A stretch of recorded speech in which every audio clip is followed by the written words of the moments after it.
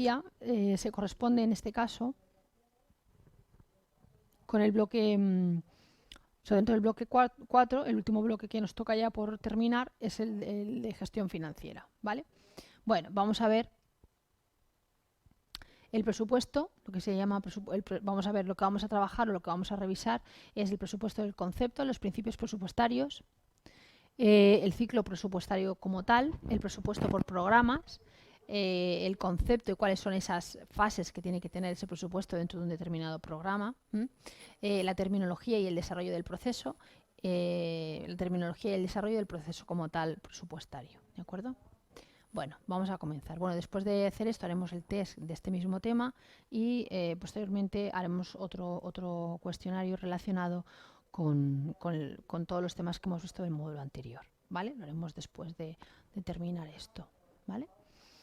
Bien, bueno, pues comenzamos. El presupuesto, el concepto del presupuesto. Bueno, pues el presupuesto, ¿qué es? Pues ya sabemos todos lo que es un presupuesto. El presupuesto no es más que un plan económico, ¿no? En cualquier caso, cualquier persona natural, jurídica o pública o privada, ¿no?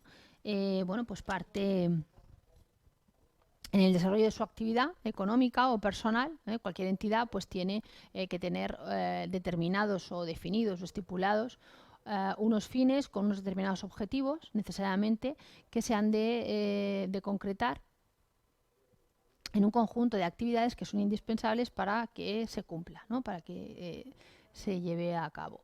Esas actividades tienen un coste, es decir, que cualquier tipo de actividad que se vaya a realizar, ¿vale? En este caso, bueno, pues dentro de la administración del Estado, dentro del Estado español, ¿no?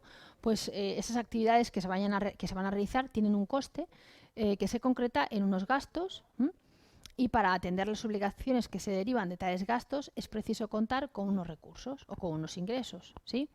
El conjunto ordenado de dichos gastos e ingresos constituye un plan económico, es decir, constituye un presupuesto. ¿De acuerdo? Es decir, un presupuesto no es más que tener claro y definido pues, los ingresos y los gastos, ¿no? Que yo puedo tener y eso sería un plan económico, ¿vale? Bien. En este sentido, el Estado satisface necesidades de carácter general al ciudadano, ¿no? Es decir, nosotros realmente como ciudadanos la función que tiene el gobierno es servir a la ciudadanía, ¿no? Y en esta función que hace de servir a la ciudadanía, pues evidentemente se necesitan recursos económicos pues, para realmente poder satisfacer las necesidades que pueda necesitar, que pueda tener un ciudadano, ¿no? Entonces, el Estado satisface necesidades de carácter general, tiene que ofrecer al ciudadano una serie de servicios públicos que hoy se consideran indispensables en todo el país moderno, como son, por ejemplo, pues la educación, la sanidad, el derecho a la vivienda, el derecho a la justicia, prestaciones sociales, y ha de disponer, bien como aquí se recoge, y ha de disponer de los correlativos medios económicos, ¿no? Todo ello ha de concretarse en un plan temporal, generalmente un presupuesto de carácter anual. ¿De acuerdo? Es decir, que las características que tiene un presupuesto es que además normalmente, bueno, pues lleva asociada un tiempo. Entonces hay que controlar el tiempo y hay que controlar el presupuesto económico, es decir, los recursos en este caso económicos de los que contamos para en ese tiempo ejecutar un determinado plan, ¿vale?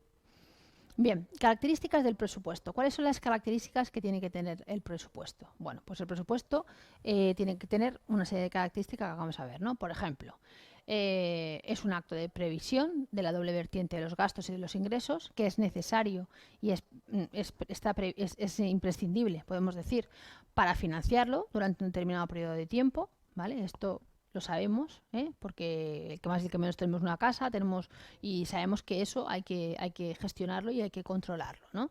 Después también otra de sus características es que el presupuesto es una previsión normativa en la medida en que obliga al gobierno y a la administración a su cumplimiento desde una doble perspectiva política y jurídica. También que el presupuesto tiene una forma contable porque en su preparación y en su ejecución sigue las normas del Plan General de Contabilidad Pública. También que el presupuesto está formalmente equilibrado, es decir, junto a las partidas de gastos se incluyen necesariamente las de los ingresos necesarios para financiarlos. Entonces, en este sentido, es importante tener en cuenta el equilibrio formal, ¿no?, como una consecuencia de un equilibrio contable, pero que en ningún caso supone un equilibrio económico, que consiste en que el equilibrio se produce por categorías económicas, es decir, por gastos ordinarios con ingresos ordinarios o bien gastos extraordinarios con ingresos extraordinarios, ¿vale? Es decir, que el presupuesto tiene que estar equilibrado y eso quiere decir que tiene que tener unas partidas, partidas económicas, es decir, ingresos, gastos y partidas económicas. Y entonces en esas partidas económicas, bueno, pues tienen que aparecer en ellas, por un lado, los gastos ordinarios, con sus ingresos ordinarios y gastos extraordinarios, y por otro lado con los gastos extraordinarios. Es decir, han de aparecer gastos extraordinarios y gastos que son, gastos ordinarios y gastos extraordinarios, ¿vale? Y al mismo tiempo los ingresos que se consideran ordinarios y aquellos ingresos que se consideran extraordinarios, ¿vale? Porque van asociados. Cualquier cuenta presupuestaria o cualquier plan temporal económico o de presupuesto siempre lleva asociado un ingreso y un gasto, ¿vale? Entonces aquí lo único que se matiza, ¿no?, en este concepto es que tiene que estar equilibrado y que siempre tiene que ir en esa doble visión. Por un lado, tiene que estar los ingresos que se consideran que son ordinarios con los ingresos que se consideran, o sea, los gastos que se consideran ordinarios con los ingresos que son ordinarios, ¿vale? Bien.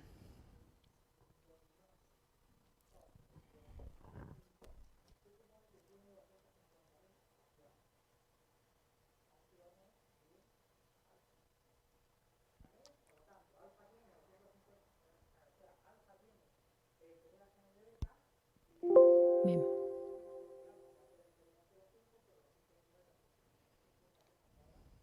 Ok. Entonces dice, finalmente, vemos aquí que el presupuesto implica, por lo tanto, la idea de la reiteración de su elaboración. Es decir, no nos sirve de mucho una preparación esporádica porque es necesario tener una elaboración durante periodos iguales y sucesivos, ¿vale? Es decir, que realmente el presupuesto implica una temporalidad, porque implica que tiene que haber periodos iguales y sucesivos, de forma continuada, ¿vale? Bien, las clases de presupuestos. Podemos decir que desde el punto de vista de las administraciones públicas, la clasificación más conocida es la que podemos distinguir por una parte entre presupuestos, esto ya lo hemos comentado antes, ¿no?, presupuestos que se consideran ordinarios y presupuestos extraordinarios. Recogiendo el primero, lo que son los gastos, o en este caso los presupuestos ordinarios que recogen ingresos y gastos ordinarios, ¿vale?, pues lo que nos encontramos son previsiones generales de ingresos y gastos a realizar en el periodo normal de duración del presupuesto, mientras que en el segundo caso se consignarán exclusivamente los gastos, que por la razón que fuere no han podido recogerse en el presupuesto ordinario, ¿vale? No se han podido tener presente. Es decir, si yo tengo una planificación de gastos y yo digo que en esa planificación de gastos, bueno, pues esto lo sabemos todos, y todos tenemos viviendas y tenemos más o menos casa y sabemos, ¿no?, las personas que vivan de forma autónoma, ¿no?, saben, pues bueno, pues que siempre hay unos gastos que son ordinarios o que son fijos, que se tienen todos los meses, y después pues pueden aparecer a lo mejor unos gastos que son extraordinarios, es decir, pues no sé, que ese mes pues necesitas hacer una cosa extra que no se ha hecho hasta ese momento, ¿vale? Y entonces, como esos gastos no se han recogido a priori en ese presupuesto inicial, pues por esa razón se consideran o consideramos o le damos la denominación de presupuestos extraordinarios, ¿de acuerdo? ¿Ok? Porque no entran dentro del presupuesto ordinario. Bien, dentro de los diferentes tipos y técnicas de elaboración se detallan a continuación las fórmulas e ideologías más significativas de la institución presupuestaria, ¿vale? Vamos a ver cuáles son. Tenemos el presupuesto clásico, se basa en el liberalismo económico y su filosofía se concreta en los tres principios siguientes: principios económicos, principios contables y principios políticos, ¿vale? Básicamente, como vemos, el concepto de la gestión económica, todo esto, pues efectivamente viene desde el enfoque, ¿no?, teórico, desde lo que se conoce como el liberalismo económico. Bien, los principios económicos. Pues por una parte podemos decir que los principios económicos tenemos, por un lado, la limitación del gasto público, y podemos decir que el gasto público era considerado como un mal necesario, un consumo improductivo y debía reducirse al máximo. Y por otra parte, nos encontramos con la neutralidad impositiva, en la que los autores clásicos defendían que los impuestos no debían obstaculizar el desarrollo económico, ¿vale? El desarrollo económico. Bien, por otro lado, tenemos el equilibrio anual. El equilibrio anual constituye la regla de oro de la hacienda clásica. Lógicamente, se trata de un equilibrio presupuestario anual en sentido económico, es decir, que los ingresos ordinarios deben ser iguales a los gastos ordinarios, ya que formal o contablemente los ingresos y gastos deben de estar siempre equilibrados, pues no podría realizarse un gasto sin una cobertura correspondiente, es decir, no puedo yo tener un gasto si no tengo cobertura, si no tengo con qué lo voy a pagar, ¿no? Si no tengo realmente una partida económica o un ingreso con la que lo voy a cubrir, por eso habla de cobertura, ¿ok? Bien, cuarto, inversiones autoliquidables. Según los seguidores de la teoría presupuestaria clásica, solo se justificaba la emisión de deuda pública en el caso de las inversiones autoliquidables, es decir, cuando con el producto obtenido por la inversión de la deuda se satisfacen los intereses correspondientes y la amortización del principal, ¿de acuerdo? Es decir, que son inversiones autoliquidables, ¿vale? Bien. Principios presupuestarios de carácter político. Bien, ¿cuáles son esos principios presupuestarios de carácter político? Bueno, pues por un lado tenemos el principio de competencia, que se corresponde exclusivamente al poder legislativo, la aprobación del presupuesto, que es elaborado por el Ejecutivo y sometido a aquel por su aprobación, para su aprobación. Otro de los principios que se recogen en los principios presupuestarios de carácter político es el principio de universalidad, es decir, que han de recoger la totalidad de los ingresos y gastos que tenga el Estado, ¿vale? O sea, que teóricamente lo deben de recoger todo, todo. Luego nos encontramos con el principio de unidad, es decir, que los ingresos y los gastos del Estado se han de presentar en un presupuesto único, de manera única y conjunta. El principio de especialidad a través de tres distintas acepciones: especialidad cualitativa, cuantitativa y temporal, ¿vale? Bueno, pues tiene que haber una especialidad que sea cualitativa, ¿vale? Es decir, tiene que responder a una temática, ¿de acuerdo? Eso es lo que se refiere cualitativa. Tiene que ser cuantitativa, es decir, tiene que recoger una cantidad económica específica, y luego tiene que ser temporal, es decir, tiene que venir recogida en una temporalidad, en un tiempo específico, ¿vale? Determinado. Bien, 5. Principio de temporalidad. Pues todo el presupuesto en su conjunto debe referirse a un periodo temporal determinado después del cual habrá perdido su vigencia. Es decir, que además de eso tiene que haber una temporalidad. Es decir, que el presupuesto en su conjunto debe referirse a un periodo de tiempo específico después del cual habrá perdido su vigencia, evidentemente. Es decir, yo elaboro un presupuesto que ya lo hemos dicho antes, que tiene un fin y unos objetivos y principios que son temporales, ¿vale? Ya lo hemos dicho, ¿eh? Es decir, esa es la característica del presupuesto, que responde siempre a ingresos-gastos con una temporalidad. Esa es la característica de hablar de costes o hablar de presupuesto. Bien, sexto. Principio de publicidad. Podemos decir que el principio de publicidad se responde a que, dado que la totalidad de la actividad financiera pública ha de estar incluida en los presupuestos y que los gastos que la misma comprende están financiados en su práctica totalidad con ingresos tributarios, es lógico que tanto la aprobación como la gestión del presupuesto han de tener una naturaleza pública. Es decir, que realmente tiene que comunicarse, ¿vale? Es decir, como estamos hablando de que realmente la función que hace el Estado español, ¿no? Es pues para servir a la comunidad, ¿no? Es decir, para servir a la comunidad, entonces, del Estado español. Entonces, como tal, tiene una naturaleza pública, ¿eh? La finalidad que eso tiene es dar un servicio, cubrir unas determinadas necesidades que tiene, en este caso, pues el territorio español. Entonces, en ese sentido, si esa es su finalidad, pues por lo tanto, realmente ese presupuesto tiene que tener una naturaleza pública, es decir, se tiene que comunicar, se tiene que conocer, la gente tiene que saberlo, ¿no? En este caso, pues el pueblo, ¿no? o los españoles debemos de conocerlos, ¿no? Que de hecho por eso está la ley de transparencia, que en estos momentos está en vigor, en la que todas esas cosas se comunica. Bien. Seguimos. 7. Principio de exactitud o claridad. Según el principio de exactitud o claridad, por él se propugna la eliminación de los créditos que tengan naturaleza global y cuya significación y contenido no puedan determinarse con claridad. Es decir, que según el principio de exactitud o claridad, podemos hablar de, bueno, pues que de alguna forma hay que eliminar cualquier tipo de crédito que pueda existir, ¿vale? Dentro de, en este caso, bueno, pues dentro de la Administración General del Estado, ¿vale? Bien, eso desde el punto de vista político. Ahora, los principios presupuestarios de carácter que son contables, que no son desde el punto de vista de carácter político, sino vamos a hablar de los principios presupuestarios de carácter contable, ¿vale? Bien, según los principios políticos de carácter contable, podemos hablar de, primero, principio de unidad de caja. Es decir, que todos los cobros y todos los pagos del Estado deberán centralizarse en una caja única. ¿De acuerdo? Bien, seguimos. Principio número 2, el principio de presupuesto bruto. Es decir, que las partidas de gastos e ingresos, como su propia palabra indica, es decir, tienen que contabilizarse por su importe íntegro, sin tener en cuenta, pues como dice aquí, ni incrementos ni minoraciones. Es decir, el importe tiene que estar en bruto, ¿vale?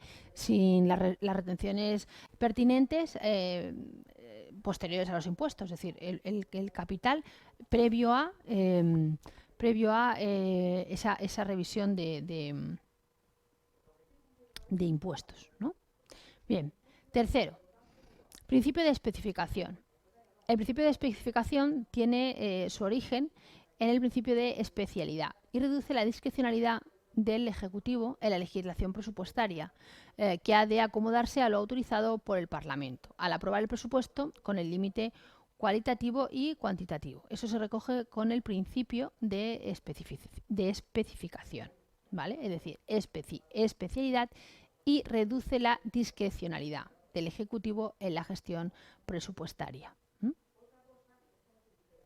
Con lo cual, de alguna forma, lo que vemos aquí es que, de alguna manera, el Ejecutivo debe de acomodarse a lo que le autorice el Parlamento. Es decir, en este caso, el Ejecutivo, el presidente, tiene que llevar esa propuesta al Parlamento y de alguna manera, bueno, pues debe de aprobarse ese presupuesto, tanto desde el punto de vista cualitativo, es decir, en cuanto a qué va a cubrir, como desde el punto de vista cuantitativo, con qué dinero se va a contar para hacer eso que se propone, ¿vale? De todas formas, eso nosotros lo vemos porque lo vemos en la televisión, cuando vemos el Parlamento, cuando vemos el Congreso, cuando vemos cómo se aprueban los presupuestos, porque eso, bueno, pues eso se ve en televisión, ¿no? Pues de alguna forma ese es el principio de especificación del que se habla.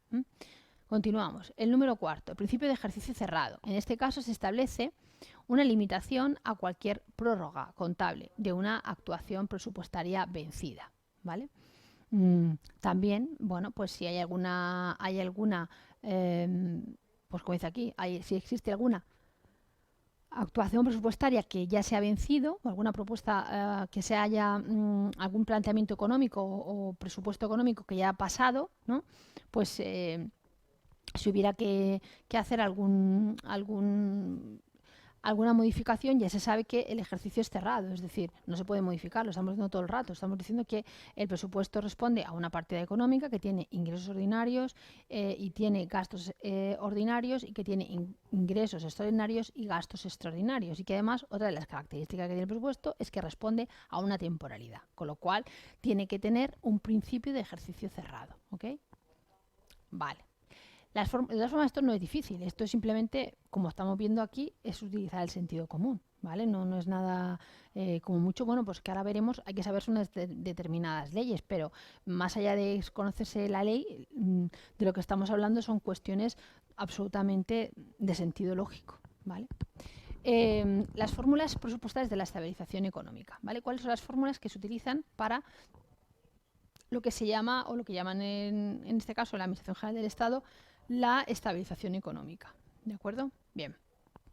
Dice, la crisis del presupuesto clásico tras la Gran Depresión de 1929 obliga a buscar nuevas fórmulas presupuestarias cuyo lugar común es la consecución de la estabilidad económica. Es decir, que de alguna forma, tras esa Gran Depresión que ocurrió, bueno, en el mundo o en los países más importantes, ¿no? Dio lugar al planteamiento, ¿no?, de una consecución bueno, pues de unas fórmulas presupuestarias cuya finalidad era la consecución de esa estabilidad económica. Entonces, ¿qué se planteó? Bueno, pues por un lado se planteó el presupuesto compensatorio.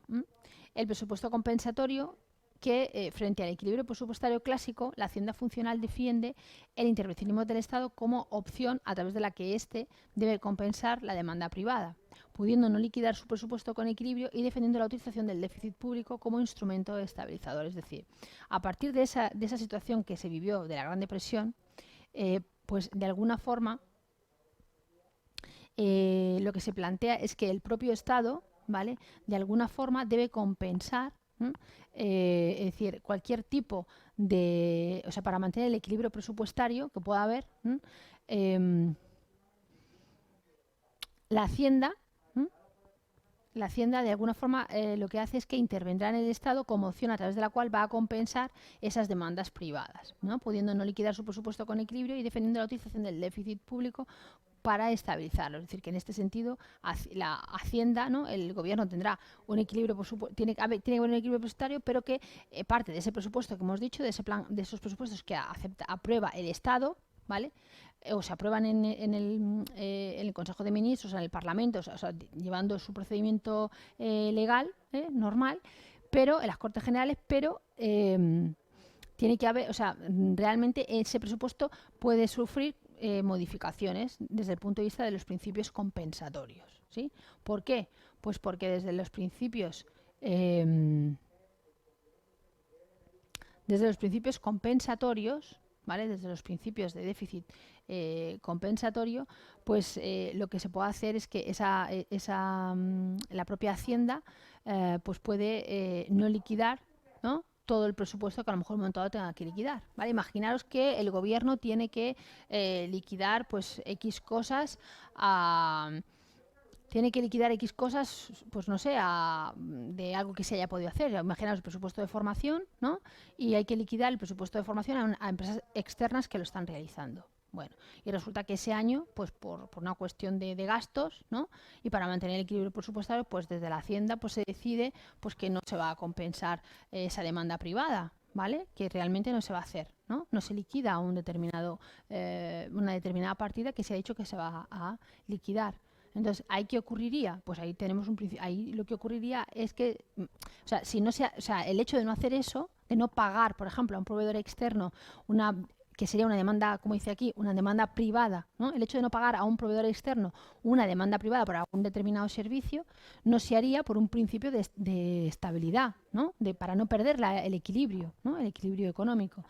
Entonces, eso se puede hacer, se contempla, ¿vale? Según el presupuesto compensatorio, se contempla el concepto de el déficit público como instrumento estabilizador, es decir, pues no cubrir en un momento dado una demanda privada de pagarla, ¿vale?, por ejemplo, pues para no liquidar un presupuesto con la finalidad de conseguir un equilibrio, ¿sí? ¿Para qué? Pues para conseguir que no haya déficit público, sino que haya un equilibrio en todo lo que es los presupuestos del Estado, ¿sí? Es tan fácil como eso. Es decir, aquí está un poco más, digamos que explicado con palabras técnicas, pero no es otra cosa que eso. Es decir, que de lo que se trata es de conseguir que se produzca estabilidad, que se consiga estabilidad. Nosotros queremos estabilidad económica, queremos estabilidad presupuestaria, ¿vale?, porque ya hemos visto que es una cosa importante, el principio del equilibrio, ¿vale?, y por lo que sea no se puede porque haya ocurrido cualquier tipo a lo mejor de gasto, como estoy diciendo, extraordinario por la razón que sea, pues realmente el gobierno, por el principio de presupuesto compensatorio, que existe, es una fórmula, ¿vale? Cuando hablamos de las fórmulas presupuestarias de estabilización económica, este será un ejemplo, es decir, vamos a ver más ahora, ¿no? Pero el concepto de presupuesto compensatorio es un ejemplo de una estrategia presupuestaria de estabilización económica que nos va a servir, ¿de acuerdo? Para precisamente eso, pues evitar cualquier déficit en el presupuesto. Si yo tengo que pagar algo y no tengo, pues lo que hago es que no es que no tenga, sino que si lo pago me voy a desequilibrar las cuentas, ¿vale? Pues entonces lo que hago es que se utiliza una de estas estrategias, es el presupuesto compensatorio, ¿vale? Que consiste en esto, ¿vale? Hay más, ¿de acuerdo? Hay más estrategias estabilizadoras. Que se llama, otra de ellas es el presupuesto cíclico. El presupuesto cíclico. Bien, vamos a ver en qué consiste el presupuesto cíclico. El presupuesto cíclico, como fórmula intermedia entre el presupuesto clásico y el compensatorio, ¿vale? Pues nos habla del presupuesto cíclico, que se fundamenta en 3 principios, ¿vale? Vamos a ver en qué 3 principios se fundamenta ese presupuesto cíclico. Pues tenemos, por un lado, la negación, ¿no? La negación del equilibrio económico en el presupuesto. Por otro lado, el equilibrio presupuestario a largo plazo, ¿vale?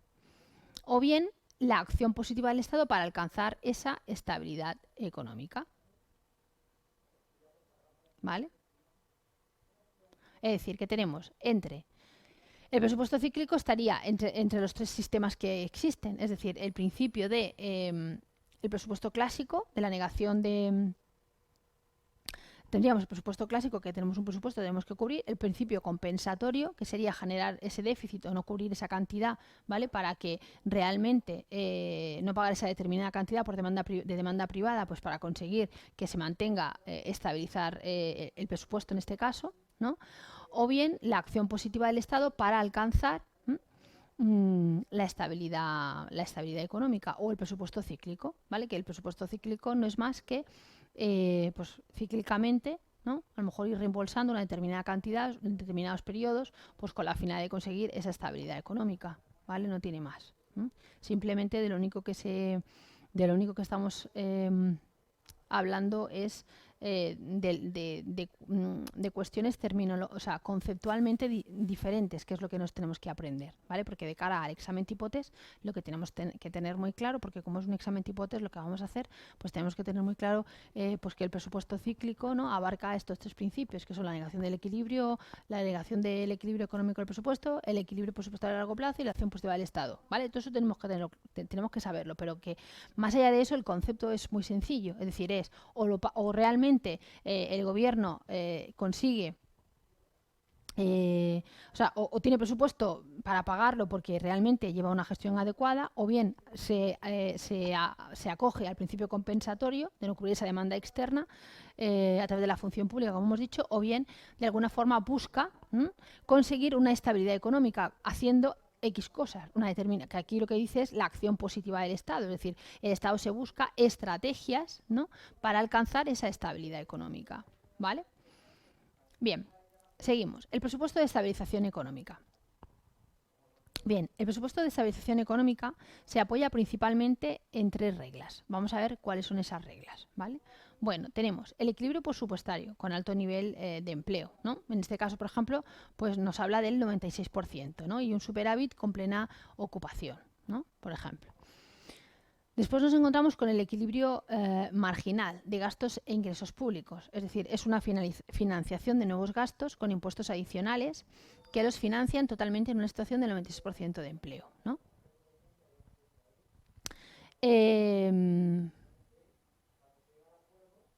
Es decir, por ejemplo, en el primer caso, ¿vale?, lo que estamos viendo, la primera regla de la que estamos hablando cuando hablamos de un presupuesto de estabilización, en este caso de estabilización económica, en realidad de lo que estamos hablando en el primer caso, ¿vale?, es pues que realmente yo tengo un alto nivel de empleo y por lo tanto como hay mucho empleo yo recaudo, ¿no? El gobierno recauda pues por impuestos, por la seguridad social, por las altas, pues realmente pues puede generarme, si yo tengo, por ejemplo, me puede generar un superávit, ¿no? O sea, me genera un superávit económico porque probablemente a lo mejor consigo más de lo que tengo previsto, ¿vale? Esa podría ser uno de las reglas, ¿no? Otra de las reglas, ¿cuál podría ser? Lo que se llama el equilibrio marginal de gastos e ingresos, ¿no? Que lo que hago yo es que para cubrir determinados gastos me busco impuestos adicionales, busco formas, ¿vale? Otras formas de impuestos que pueda yo imponer o que yo pueda en el propio Estado, o sea, la propia gestión de la Administración del Estado, General del Estado, financiar esa situación del 96% de empleo que me falta, ¿no? A lo mejor. Pues, ¿y cómo lo hago? Pues lo hago pues buscándome impuestos, digo lo que estoy diciendo, me busco estrategias y fórmulas para cubrir eso, ¿vale? Luego, tenemos la flexibilidad automática. ¿Qué se refiere la flexibilidad automática? Pues la flexibilidad automática se refiere con la capacidad del sistema fiscal como elemento estabilizador, ¿vale? Pues que haya flexibilidad a la hora de, fiscalmente, por ejemplo,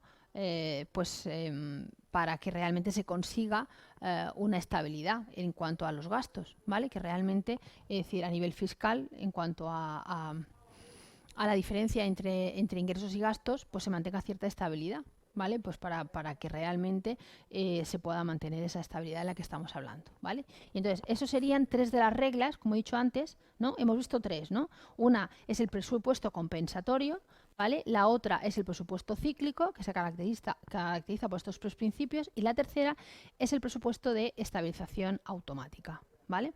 Esos serían los 3 tipos de principios que nos encontramos, ¿ok? Vale, seguimos.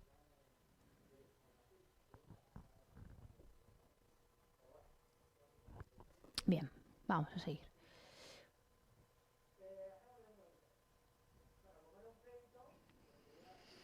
A ver.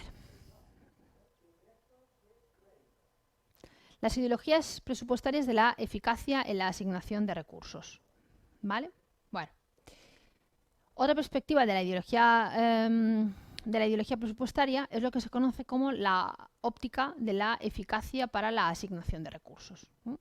Que supone en este caso, bueno, pues un abanico de opciones desde la versión tradicional al presupuesto, a lo que se considera el presupuesto base cero, ¿no? Vamos a ver eso en qué, o sea, eso a qué se refiere, ¿no? ¿A qué se refiere? Bien, pues el presupuesto tradicional financiero o de medios orientado hacia una concepción orgánica del gasto público, destina a examinar los servicios generadores del gasto y a su control, ¿no?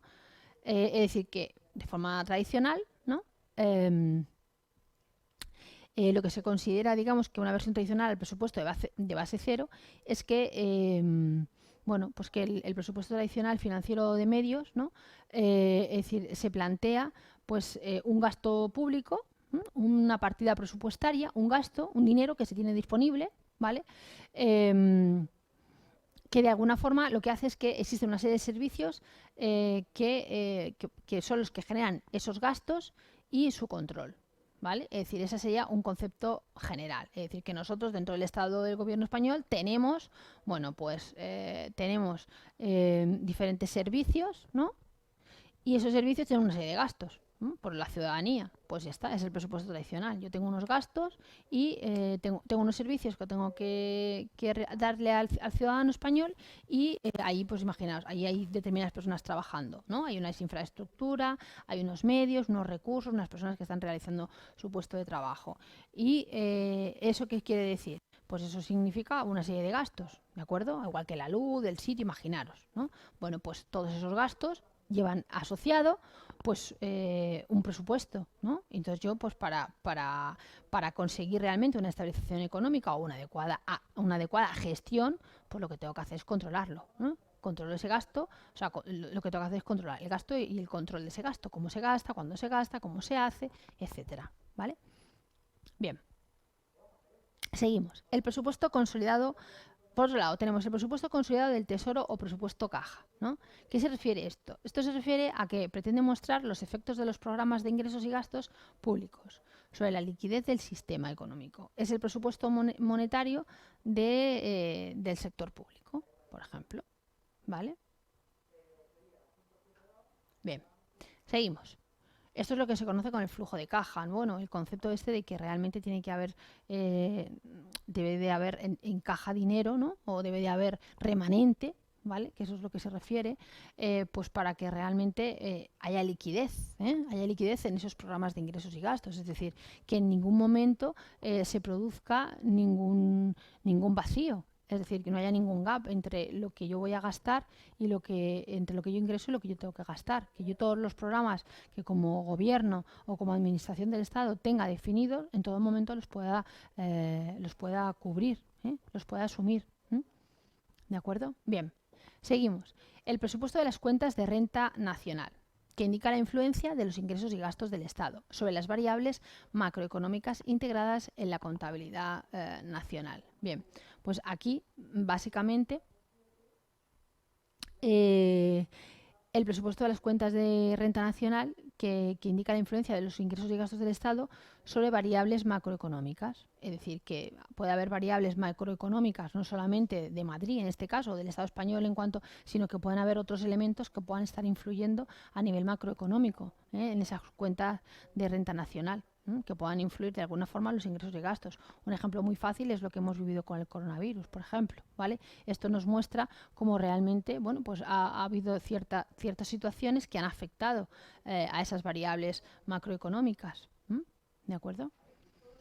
O sea, no que han afectado, sino que son variables macroeconómicas. Por ejemplo, el coronavirus ha afectado, ¿no?, como una variable macroeconómica que ha modificado pues muchas cosas a lo largo del presupuesto que el gobierno tenía durante, por ejemplo, este año, ¿no?, o el año pasado. ¿De acuerdo? Pues por necesidades extras que no estaban previstas, por un montón de circunstancias y coyunturas que son extraordinarias, ¿vale?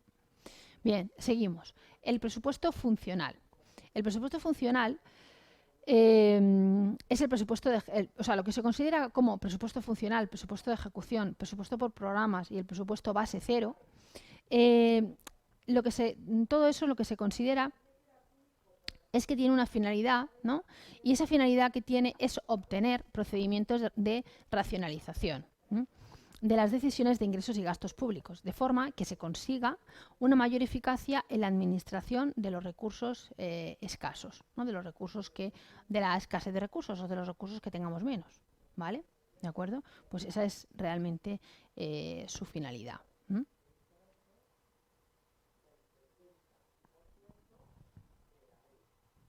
Es decir, bueno, para que lo entendáis, es decir, que realmente pues en alguna partida presupuestaria de algún gasto público o de algún servicio público que se esté realizando, realmente para que haya una adecuada ejecución se pueda exigir a lo mejor que haya un presupuesto de base cero, es decir, que realmente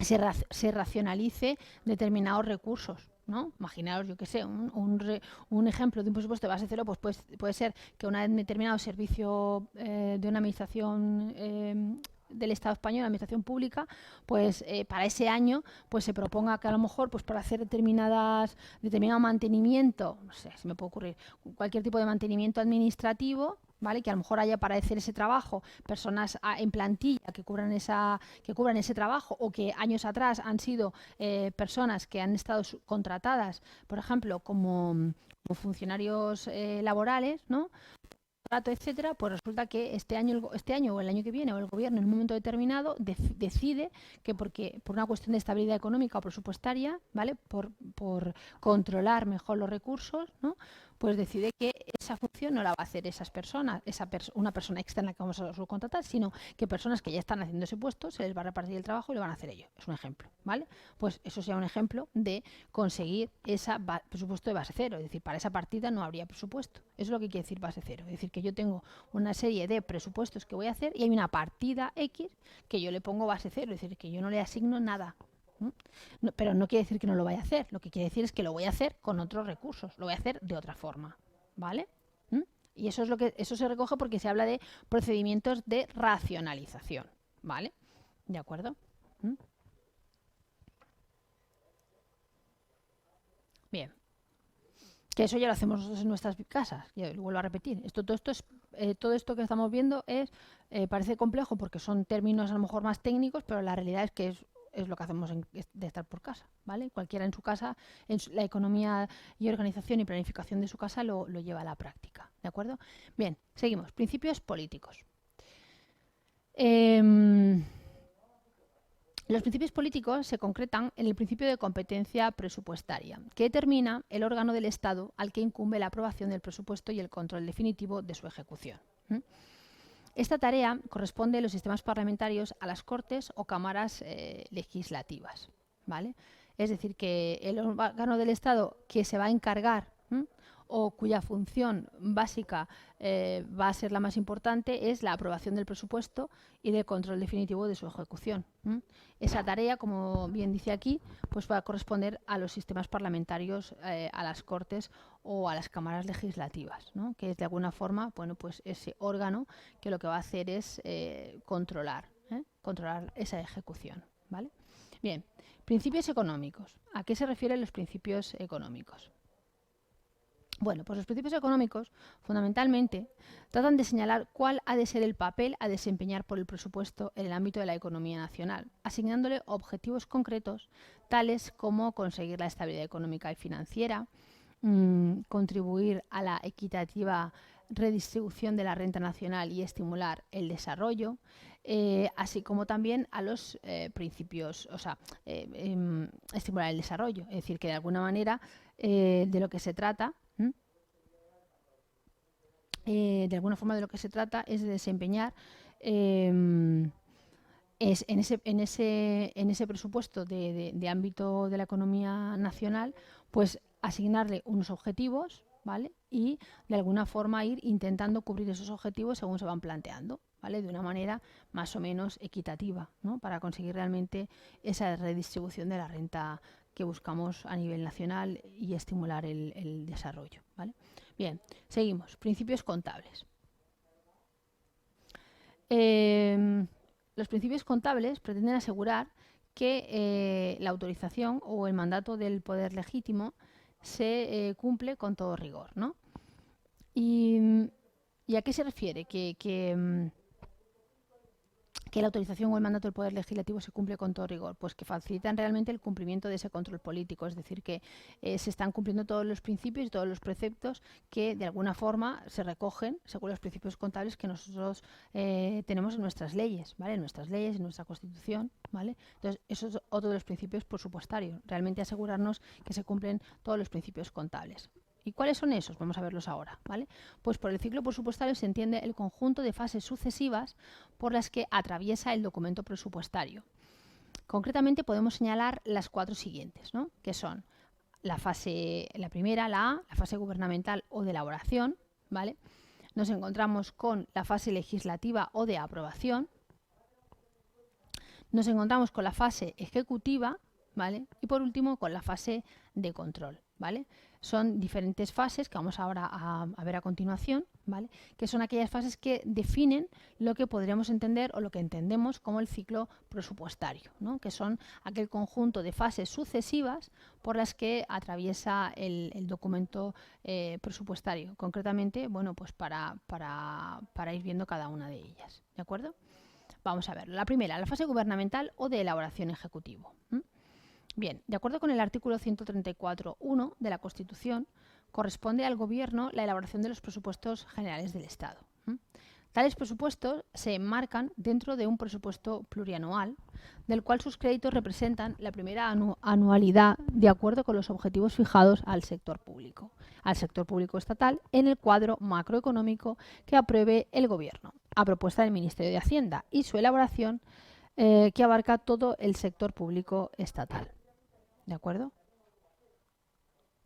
Es decir, que ya vemos aquí que la propia Constitución ya lo recoge, como he dicho antes. Es decir, yo ya he hablado antes de que cuando hemos dicho, según el apartado anterior, de que uno de los principios es cumplir con las leyes, que aparecen en la propia Constitución y en el desarrollo legal de la misma, ¿no? Y además nos dice que ese presupuesto se enmarca dentro de un presupuesto plurianual, ¿no? Donde habrán además unos determinados créditos, ¿vale? De acuerdo a unos objetivos, ¿sí? De acuerdo a unos objetivos fijados al sector público en su cuadro macroeconómico, en los que participan en ese acuerdo y en esa aprobación, pues tanto el Gobierno como el Ministerio de Hacienda, y su elaboración abarca todo lo que entendemos por el sector público estatal, ¿vale? Bien. Seguimos, el ciclo presupuestario. El artículo 15 de la Ley Orgánica 2/2012 del 27 de abril de estabilidad presupuestaria y sostenibilidad financiera determina el establecimiento de los objetivos de estabilidad presupuestaria y de deuda pública para el conjunto de administraciones públicas. El artículo 16 de la Ley Orgánica de Estabilidad Presupuestaria y Sostenibilidad Financiera determina el procedimiento para el establecimiento de los objetivos individuales para las comunidades autónomas, ¿vale? Es decir, que según el artículo y según esta ley, ¿vale? Bueno, pues se habla de cuáles son los principios para que realmente se consiga esa estabilidad presupuestaria de la que estamos hablando, ¿eh? Es decir, que realmente hay un equilibrio, como hemos visto, entre los ingresos y los gastos del Estado. Bien, aprobados por el Gobierno los objetivos de estabilidad presupuestaria y de deuda pública en las condiciones establecidas en el artículo 15 de esta ley, el Ministerio de Hacienda, previo informe de la Autoridad Independiente de Responsabilidad Fiscal, formulará una propuesta de objetivos de estabilidad presupuestaria y de deuda pública para cada una de las comunidades autónomas en cuestión de la que estamos hablando, ¿vale? A partir de la mencionada propuesta, el Gobierno, previo informe del Consejo de Política Fiscal y Financiera, deberá pronunciarse en el plazo improrrogable de 15 días desde la recepción de la propuesta en la Secretaría del Consejo de Política Fiscal y Financiera de las comunidades autónomas. Fijará los objetivos de estabilidad presupuestaria y de deuda pública para cada una de ellas. ¿De acuerdo? Bien. El artículo 17. El artículo 17, además, nos recoge los informes sobre cumplimiento de los objetivos de estabilidad presupuestaria, de deuda pública y de la regla de gasto. Bien. La Comisión de Políticas de Gasto tendrá el funcionamiento propio de un grupo de trabajo. Realizará las siguientes funciones, ¿no? Vamos a ver cuáles son esas funciones. Bien. La primera, concretar las prioridades de gasto a las que se debe ajustar la elaboración de las propuestas de los centros gestores, teniendo en cuenta los objetivos de política presupuestaria del Gobierno, por ejemplo, ¿vale? Bien, analizar el contenido presupuestario de las políticas y actuaciones públicas de gasto y teniendo en cuenta los objetivos a alcanzar y los recursos que se disponen para ello. Proponer los criterios de asignación de las dotaciones entre las distintas políticas de gasto, ¿vale? Es decir, que de alguna forma hemos visto que tenemos por un lado el artículo 16, pero el artículo 17 lo que hace referencia es a elaborar una serie de informes para el cumplimiento de esos objetivos de estabilidad presupuestaria, de deuda pública y de la regla del gasto, ¿no? Entonces, por un lado tenemos la Comisión de Políticas de Gasto, que se establecerán una serie de principios. Bueno, no sé si habéis escuchado, a colación de esto, no sé si habéis escuchado las noticias recientemente, salió una noticia en la que se decía que, pues por ejemplo, que ya se había comunicado a España la partida económica que España tenía para, que el gobierno español tenía, pues para de alguna forma cubrir, ¿no? Todos los daños derivados de lo que ha ocurrido en este último año con el coronavirus, ¿no? Entonces, en ese anuncio de prensa lo que se estaba explicando era que ciertamente el gobierno, en este caso el presidente en estos momentos en funciones, tenía que emitir un informe. Bueno, el presidente en funciones con su equipo, ¿okay?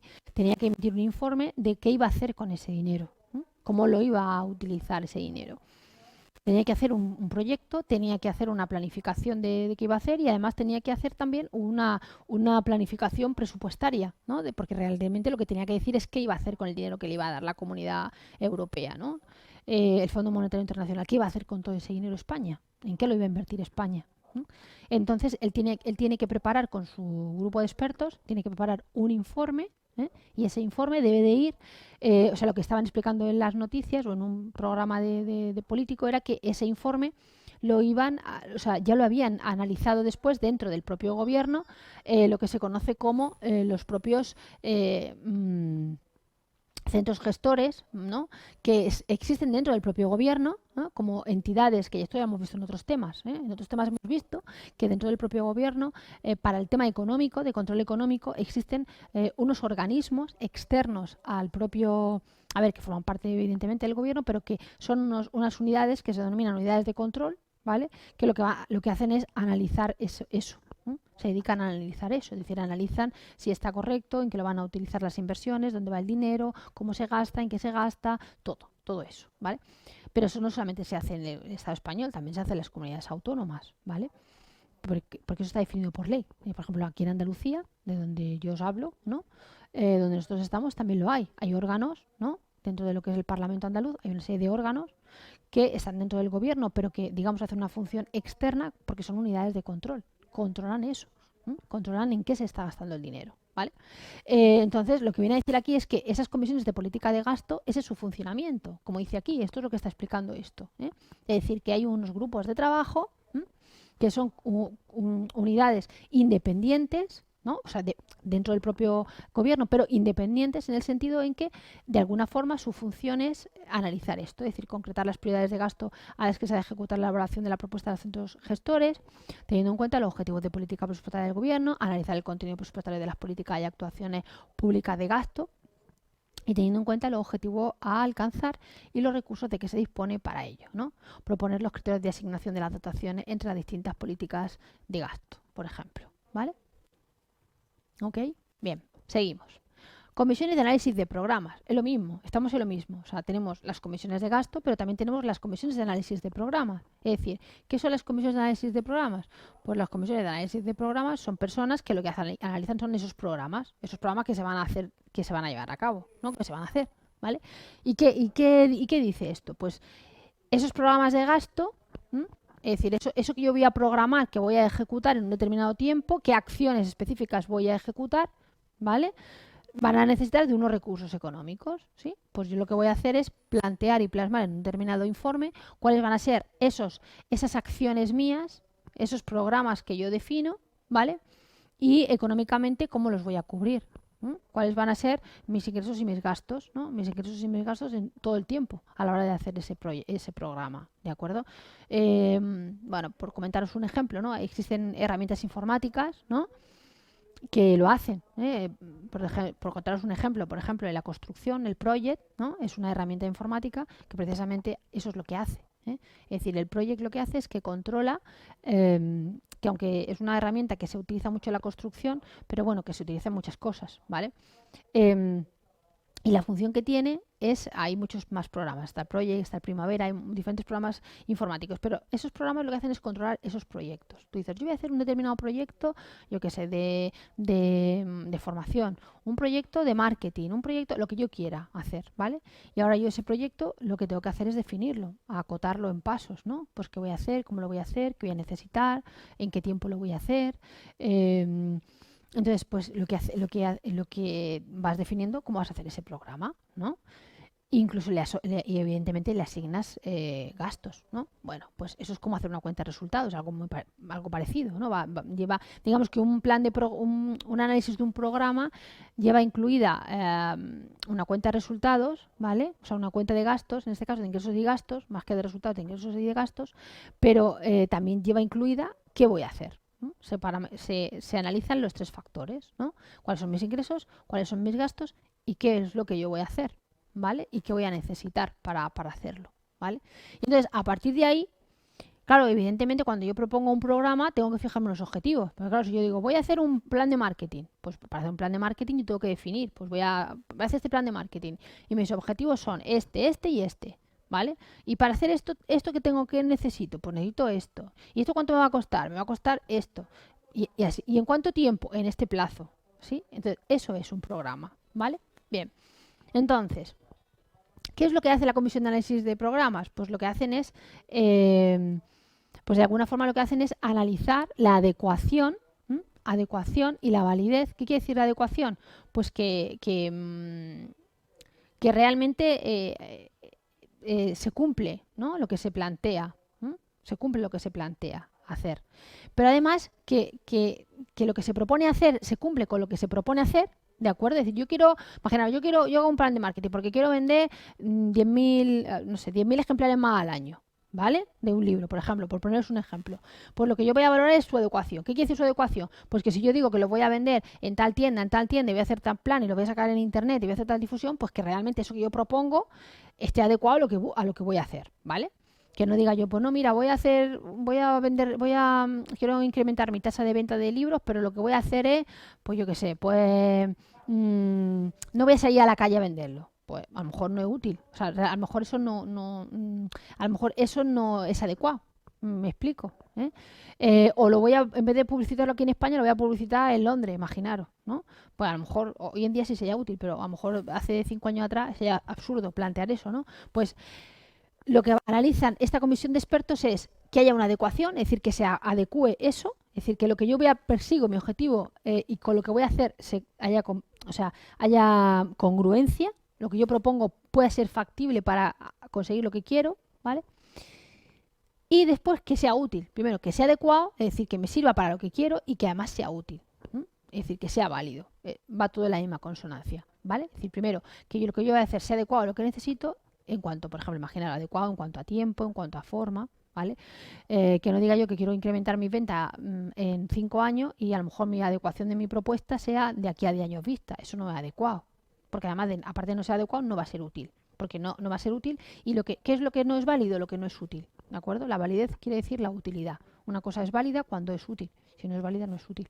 ¿Vale? Bien, continuamos.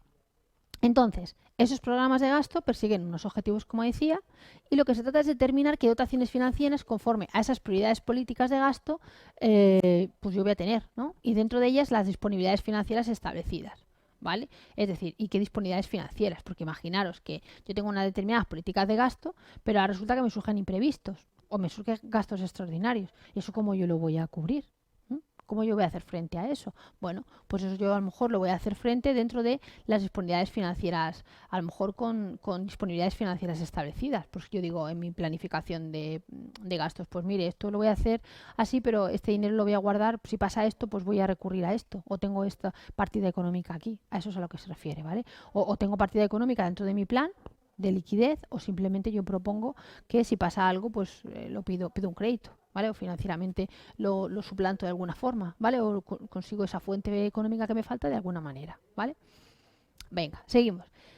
Se constituirá en su caso una comisión de análisis de programas para cada departamento ministerial, compuesta por el titular de la Secretaría de Estado de Presupuestos y Gastos, el titular de la Dirección General de Presupuestos, el titular de la Subsecretaría del Departamento Ministerial y el jefe de la Oficina Presupuestaria del Departamento Ministerial. Bueno, simplemente aquí de lo que se está hablando es que existe una comisión de análisis de esos programas. Hay una serie de personas, que son estas personas que se definen, que son la Secretaría de Estado y de Presupuestos y Gastos, el titular de la Dirección General de Presupuestos, el titular de la Subsecretaría de Departamento, es decir, figuras, posiciones, puestos de trabajo, que son las personas que se van a encargar de realizar esa comisión de análisis de programas, ¿vale? Bien, seguimos. ¿Qué más? Actuará también como presidente de las comisiones de análisis de programas el titular de la Secretaría de Estado de Presupuestos y Gastos y en su ausencia el director general de Presupuestos. Bien, también nos dice que el presidente de las comisiones de análisis de programas podrá convocar a otros gestores de gasto, así como al personal asesor que estime oportuno. Es decir, que esas comisiones de análisis de programas también pueden convocar a otros gestores de gasto y a personal asesor, que realmente ya hemos visto que dentro de la ley o en temas anteriores, por ejemplo, en el tema anterior, todo el bloque anterior de personal, ya hemos visto que dentro del TREBE se considera perfectamente legítimo y adecuado que el propio presidente del gobierno pueda tener personal asesor. Es algo que se considera adecuado, ¿vale? Bien. Seguimos. Otra de las características, ¿no?, de ese ciclo presupuestario, la Dirección General de Presupuestos, de esto que estamos hablando, ¿no?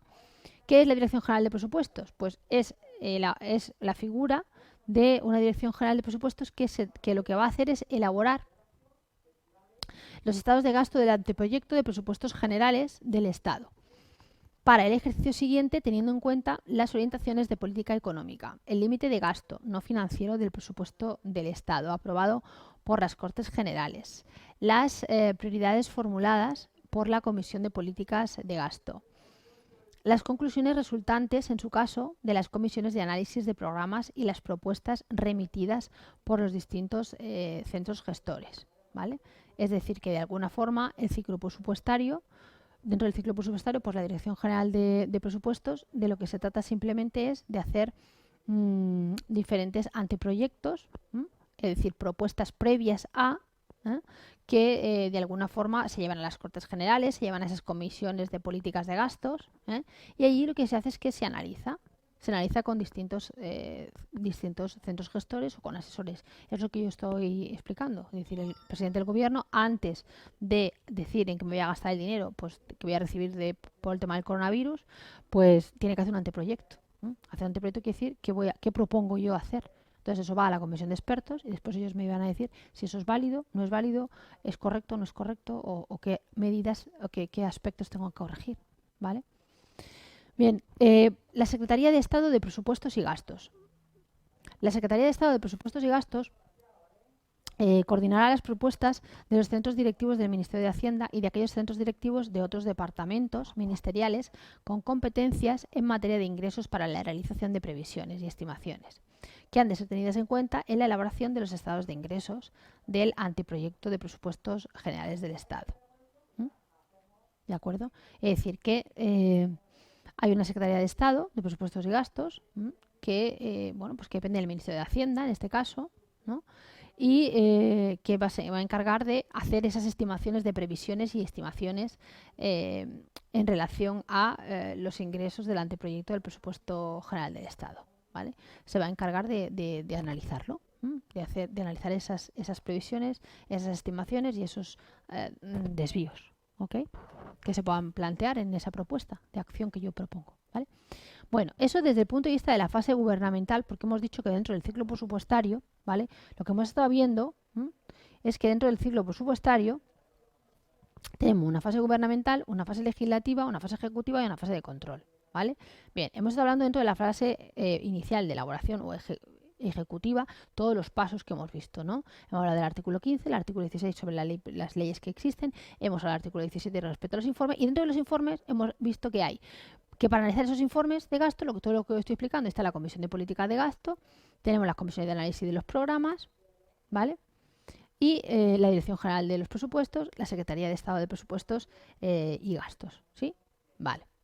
Y ahora vamos a ver, una vez que ya tenemos claro la fase inicial gubernamental o de planificación, ahora vamos a ver cómo es la fase legislativa, qué hay que hacer a nivel legal, porque claro, una cosa es la propuesta que yo hago, ¿vale? Y luego está las leyes que yo tengo tengo a las que una de dos, o las leyes que existen a las que me tengo que ajustar, o las leyes que yo tengo que proponer para poder llevar a la práctica eso, ¿no? Entonces vamos a ver en qué consiste eso, ¿no? La fase legislativa o de aprobación. Entonces dice, de acuerdo con lo dispuesto en el artículo 134 de la Constitución y el artículo 37 de la Ley General de Presupuestos, una vez aprobado el citado anteproyecto, el Gobierno ha de remitir a las Cortes el proyecto de ley de presupuestos generales del Estado para su tramitación en el Parlamento. Aprobado por el Gobierno, el anteproyecto de ley de presupuestos generales del Estado es remitido a las Cortes Generales. Es decir, una vez que ya lo haya aprobado, pues se va a remitir a las Cortes Generales. Bien, siguiendo con esto, la Constitución en su artículo 134.3 dispone que el Gobierno deberá presentar ante el Congreso de los Diputados los presupuestos generales del Estado, al menos 3 meses antes de la expiración de del año anterior, ¿vale? Es decir, que básicamente, ¿no? Es decir, vemos aquí que la fase legislativa o las leyes que regulan el accionar bueno, pues de este ciclo presupuestario, de llevar a la práctica un determinado presupuesto, pues aquí vemos que se recoge en la Constitución, ¿vale? Se recoge en la Constitución y en la Ley General Presupuestaria, ¿vale? ¿Sí? Donde habla del citado anteproyecto para que se tramite, ¿sí? Se tiene que llevar, como dice aquí, a las Cortes Generales, ¿vale? Y que el plazo tiene que ser al menos 3 meses antes de la expiración del año anterior, ¿vale? Venga.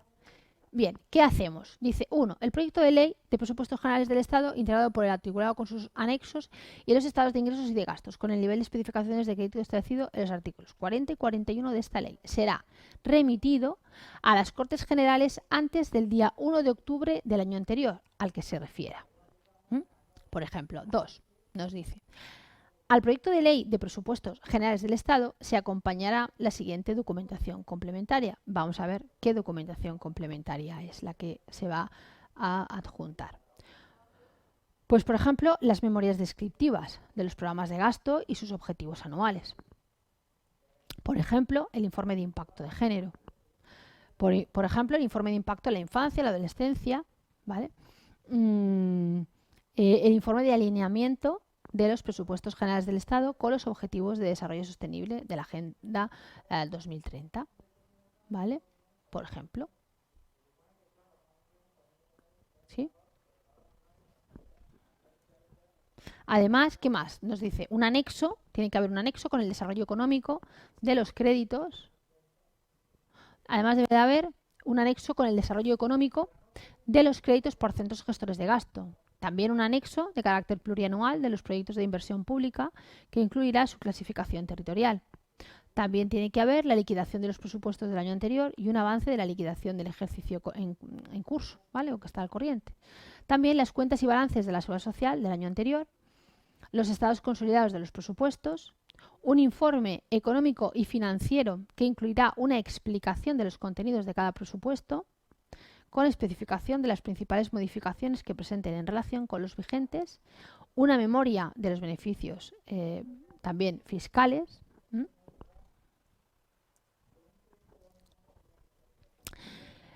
Luego nos encontramos con el proceso de examen, ¿vale? ¿En qué consiste el proceso de examen? La enmienda y la aprobación de dicho proyecto de ley. Bien, pues esa enmienda, una vez que ya hemos hecho el anteproyecto, hemos presentado la propuesta de ese ciclo presupuestario, pues vamos a hacer recordar que estamos en la segunda fase, ¿vale? La fase legislativa, cómo se va a llevar a cabo. Hemos visto la fase gubernamental en cuanto a cuál es la planificación y ahora estamos hablando de cuál es la fase legislativa, cómo lo vamos a llevar a la práctica del marco legal, ¿no? Que tenemos que regirnos, ¿no?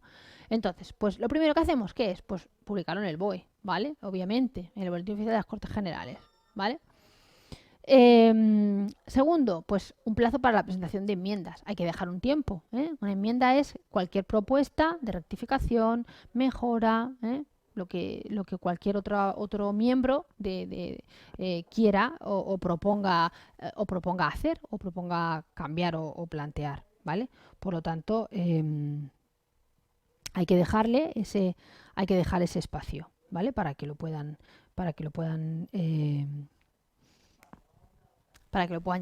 llevar a la práctica. Bien, seguimos. Dictamen de la comisión.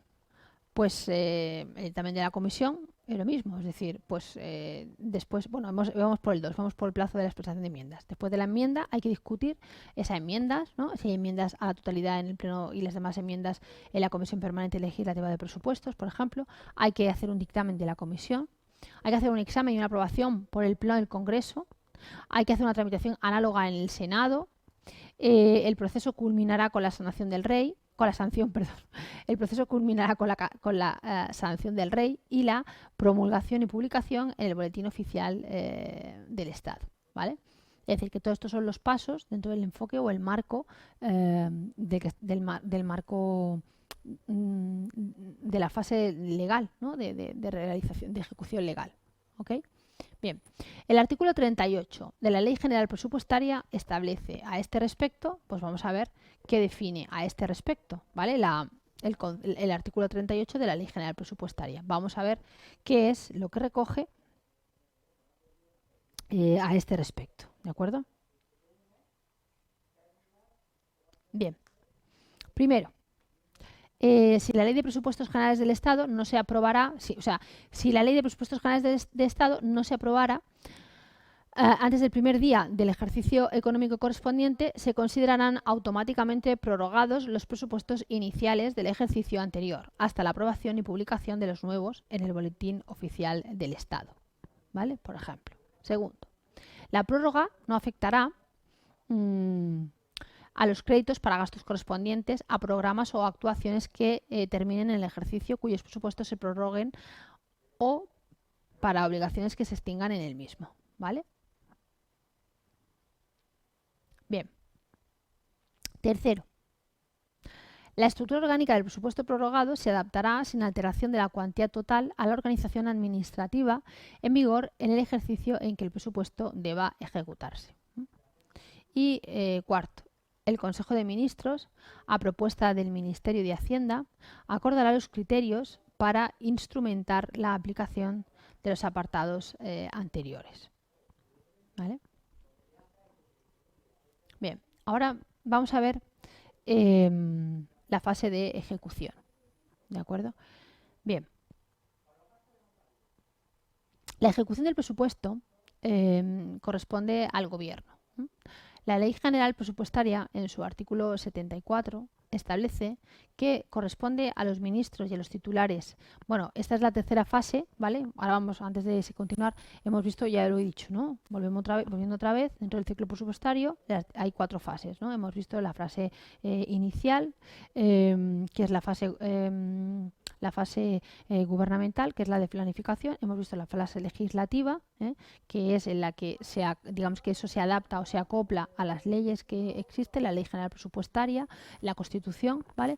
Y ahora vamos a ver la fase de ejecución, cómo eso se lleva a la práctica. Una vez que ya se ha producido todo el proceso legislativo que implica pues sacarlo a aprobarlo en el BOE, esperar a que se haga la distinta enmienda, llevarlo a las Cortes, todo lo que hemos visto, ¿vale? Ahora vamos a ver la fase de ejecución. Imaginaos que eso ya se ha hecho, ya nos lo han aceptado, ahora cómo lo vamos a llevar a la práctica, ¿vale? Bien, pues en ello estamos. Dice, ¿cómo vamos a ejecutarlo? Bueno, pues la ejecución del presupuesto corresponde al gobierno.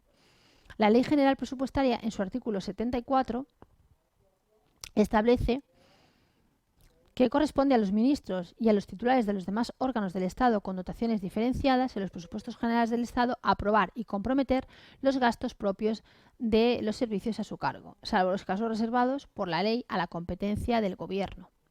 Así como reconocer las obligaciones correspondientes e interesar del Ordenador General de Pagos del Estado la realización de los correspondientes pagos. Dice, con la misma salvedad legal, compete a los presidentes o directores de los organismos autónomos del Estado la aprobación y compromiso del gasto, así como el reconocimiento y el pago de las obligaciones. ¿Vale? Ok, seguimos. Por lo tanto, aquí ya vemos que para la fase de ejecución tenemos que tener en cuenta la Ley General Presupuestaria en su artículo 74. ¿Vale?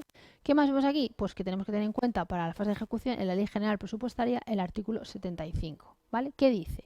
El artículo 75 dice que bajo la superior autoridad del Ministro de Asuntos Económicos y Transformación Digital, competen al Director General del Tesoro y Política Financiera las funciones de Ordenador General de Pagos del Estado. ¿Vale? Vamos a ver. Ok, la fase de control. Esta es la última fase, porque ya lo que hemos hecho es planificar qué vamos a hacer, ¿vale? Hemos visto cuál es el marco legal, ¿no?, que tenemos que cumplir. Hemos hecho todos los procesos, lo hemos comunicado. Después de hacer todo eso, ¿vale?, lo hemos ejecutado, siguiendo las leyes que los distintos artículos de la ley que hemos visto según la Ley General Presupuestaria, ¿vale? ¿Y ahora qué vamos a hacer? Pues ahora lo vamos a controlar. Ya lo hemos ejecutado. Cuando ya empieza algo a ejecutarse, siempre hay que controlarlo, ¿eh? Siempre hay que controlarlo. Durante la ejecución hay que ejercer control. Vale, ¿en qué consiste? Bueno, pues dice, se entiende por control la aprobación que se realiza para conocer en qué medida ha cumplido el Poder Ejecutivo el mandato que recibió del Poder Legislativo con la aprobación de la Ley de Presupuestos. ¿Vale? Entonces tenemos control administrativo o interno, realizado por la Administración a través de la Intervención General de la Administración del Estado, que es un control de su propia actividad presupuestaria, ¿vale? Luego tenemos el control jurisdiccional o externo. Bien, en este caso, en España, se ejerce por el Tribunal de Cuentas y tiene un doble aspecto: la fiscalización o comprobación y revisión de la gestión presupuestaria del sector público, por un lado, ¿vale? Y, por otro lado, podemos hablar del enjuiciamiento de la responsabilidad contable en que puedan incurrir quienes manejan fondos públicos, ¿vale? Esas serían las fases de control. Es decir, yo tengo que controlar que realmente se están llevando a cabo según los principios de intervención general de la Administración del Estado, que realmente se lleva correctamente, ¿no? Que hay un control jurisdiccional o externo, ¿vale? Tanto desde un punto de vista de la fiscalización, de la revisión, ¿no?, de la gestión, ¿no?, como desde un punto de vista del enjuiciamiento de la responsabilidad contable, en que pueden incurrir los que manejan fondos. Es decir, que yo tengo que fijarme primero en que se pague, ¿vale?, en que fiscalmente se hagan las cosas adecuadamente según la gestión, ¿vale?, la propia gestión en sí misma, en su núcleo más duro, ¿vale?, desde el punto de vista contable, y después me tengo que fijar en la legalidad, es decir, en que no me digan que se han gastado 5 y se han gastado 10 y que no me lo están justificando. ¿Me explico? Es decir, que no haya realmente ningún tipo de acto fraudulento, ¿vale? De alguna forma se refiere a eso cuando hablamos de el enjuiciamiento de la responsabilidad contable en que puedan incurrir quienes manejan fondos públicos, ¿ok? Bien, seguimos. Aparte de todo eso, tenemos el control político o parlamentario, ¿vale? ¿A qué se refiere el control político o parlamentario? Bueno, el control político o parlamentario lo tiene a su cargo el Parlamento y lo realiza con base en las memorias e informes del Tribunal de Cuentas y sobre todo mediante el estudio, discusión y aprobación de la cuenta general del Estado que se rinde por el Poder Ejecutivo y comprende todas las operaciones efectuadas en la ejecución del presupuesto, ¿vale? Es decir, que el control político o parlamentario, bueno, pues es importante, ¿vale? Pues porque mediante el estudio, la discusión y la aprobación de todas las cuentas del Estado, ¿vale? Pues de alguna forma permite, mediante esas memorias, esos informes, pues realmente se permite verificar por el Tribunal de Cuentas, es lo que hemos estado hablando, ¿no? Que realmente se lleve a cabo lo que se ha dicho que se va a hacer y que realmente se cumple lo que se ha planteado que se va a hacer, etcétera, ¿vale? No es más que eso, no es más que verificar que se hace lo que se dice que se va a hacer, ¿vale? Bueno, seguimos. Concepto. El presupuesto por programas se puede definir como un presupuesto que expone los programas de acción de cada unidad administrativa. Ahora nos va a explicar qué es un programa. Yo ya lo he explicado antes, pero bueno, aquí ahora nos lo explica, ¿vale? Bien, ¿qué es un programa? Bueno, pues un programa no es más que un presupuesto, ¿vale? Por programas que se puede definir como un presupuesto que expone los programas de acción de cada unidad administrativa, ¿vale?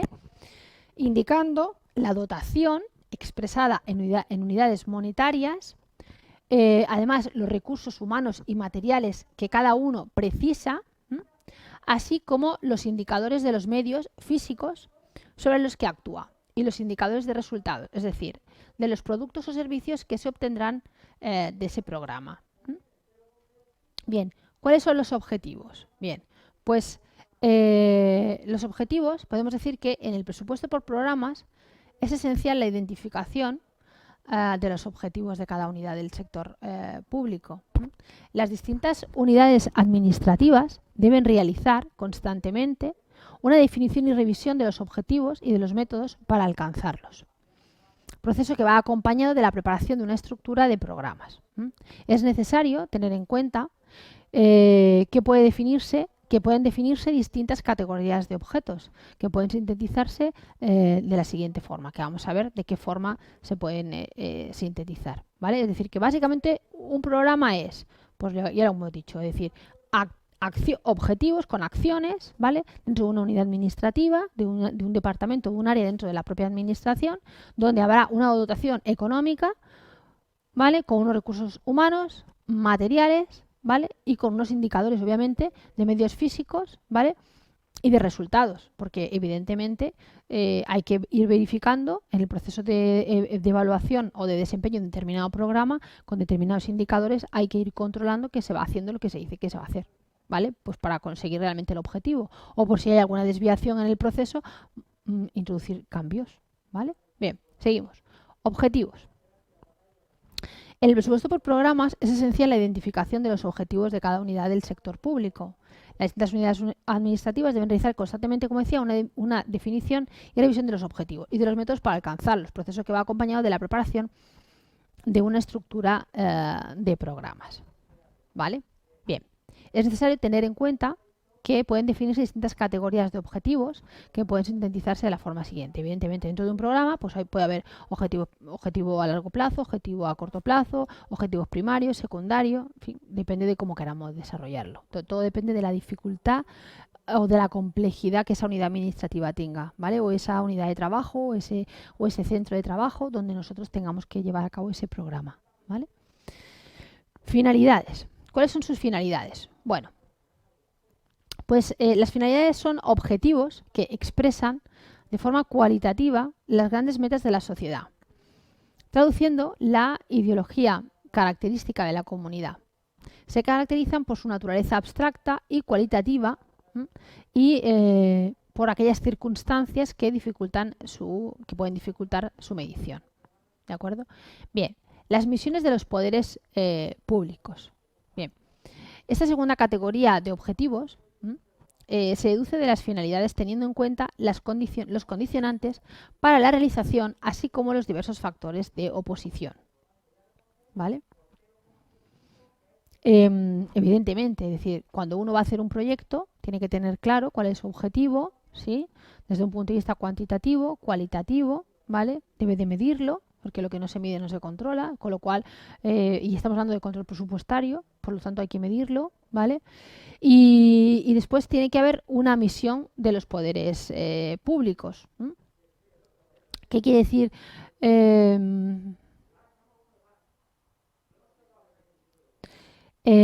Las misiones de los poderes públicos, pues esta segunda categoría de objetivos se deduce de las finalidades teniendo en cuenta los condicionantes para la realización, así como los diversos factores de oposición. Es decir, que en esa segunda categoría de objetivos definiremos las finalidades, teniendo en cuenta los condicionantes para la realización que yo de lo que voy a hacer, ¿no? Así como los diversos factores de oposición. Es decir, ¿qué voy a hacer? ¿Qué objetivos tengo? ¿Cuáles son los condicionantes que tengo para cumplirlos, es decir, en sentidos positivos y negativos, ¿vale? Y cuáles son los factores, bueno, los condicionantes serían más bien elementos positivos, ¿vale? Y cuáles son los elementos de oposición, pues los factores negativos, para que yo pueda cumplir realmente ese programa, ¿vale? Pues no sé, imaginaros que pues resulta que lo quiero hacer en tal tiempo y resulta que yo no he contemplado, pues a lo mejor determinados días festivos, o a lo mejor no he contemplado que voy a hacer un determinado programa en una determinada unidad administrativa, resulta que en esa localidad, de ese lugar de España donde lo voy a hacer, pues resulta que hay una gran inundación y ya no puedo llevar a cometer ese programa. En fin, factores ajenos que a lo mejor no he controlado, ¿vale? En ese programa. Bueno, pues eso podríamos entender como factores de oposición, ¿vale? Bien, después, fines. Los fines, pues se refieren a las expresiones concretas de las distintas misiones. Es decir, nosotros tenemos un objetivo, una misión, un fin. O sea, realmente sería al revés. Es decir, tenemos una misión, un objetivo a largo plazo, un fin, un objetivo a corto plazo y, o sea, un objetivo a medio plazo, tendría un objetivo a largo plazo, un objetivo a medio plazo, que sea el fin, y un objetivo a corto, que sea el objetivo, ¿vale? Es decir, tendríamos tres niveles. Tres niveles, que realmente es así como se definen los objetivos en los programas, ¿ok? Entonces, los fines, digamos que son los objetivos a largo plazo, no, los objetivos a medio plazo. ¿En qué consisten los fines a medio plazo? Pues constituyen las expresiones concretas de las distintas misiones, resultando de la aplicación de criterios económicos, sociológicos y técnicos, expresados de manera cuantitativa. Un ejemplo de fin en la secuencia anterior sería el incremento de la tasa de escolaridad de la población, por ejemplo, ¿vale? Bien. Un objetivo, pues son las medidas que se pueden adoptar durante el ejercicio económico para que se cumplan los fines. ¿Vale? Es decir, si yo quiero que durante ese ejercicio económico, imaginaros, haya un incremento de la tasa de escolaridad X, ¿vale? ¿Qué medidas voy a hacer yo? ¿Qué objetivo voy a cumplir? Pues para conseguir esa tasa grande, pues voy a plantearme 5 cosas, ¿no? ¿Qué voy a hacer? Pues voy a darles, yo qué sé, imaginaros, pues voy a subvencionar o voy a dar a las familias que tengan hijos de tal edad a tal edad tanto dinero. Eh, o, mm, o no sé, o todos los hijos de madres que sean que tengan de violencia doméstica, pues a esas madres van a tener gratuidad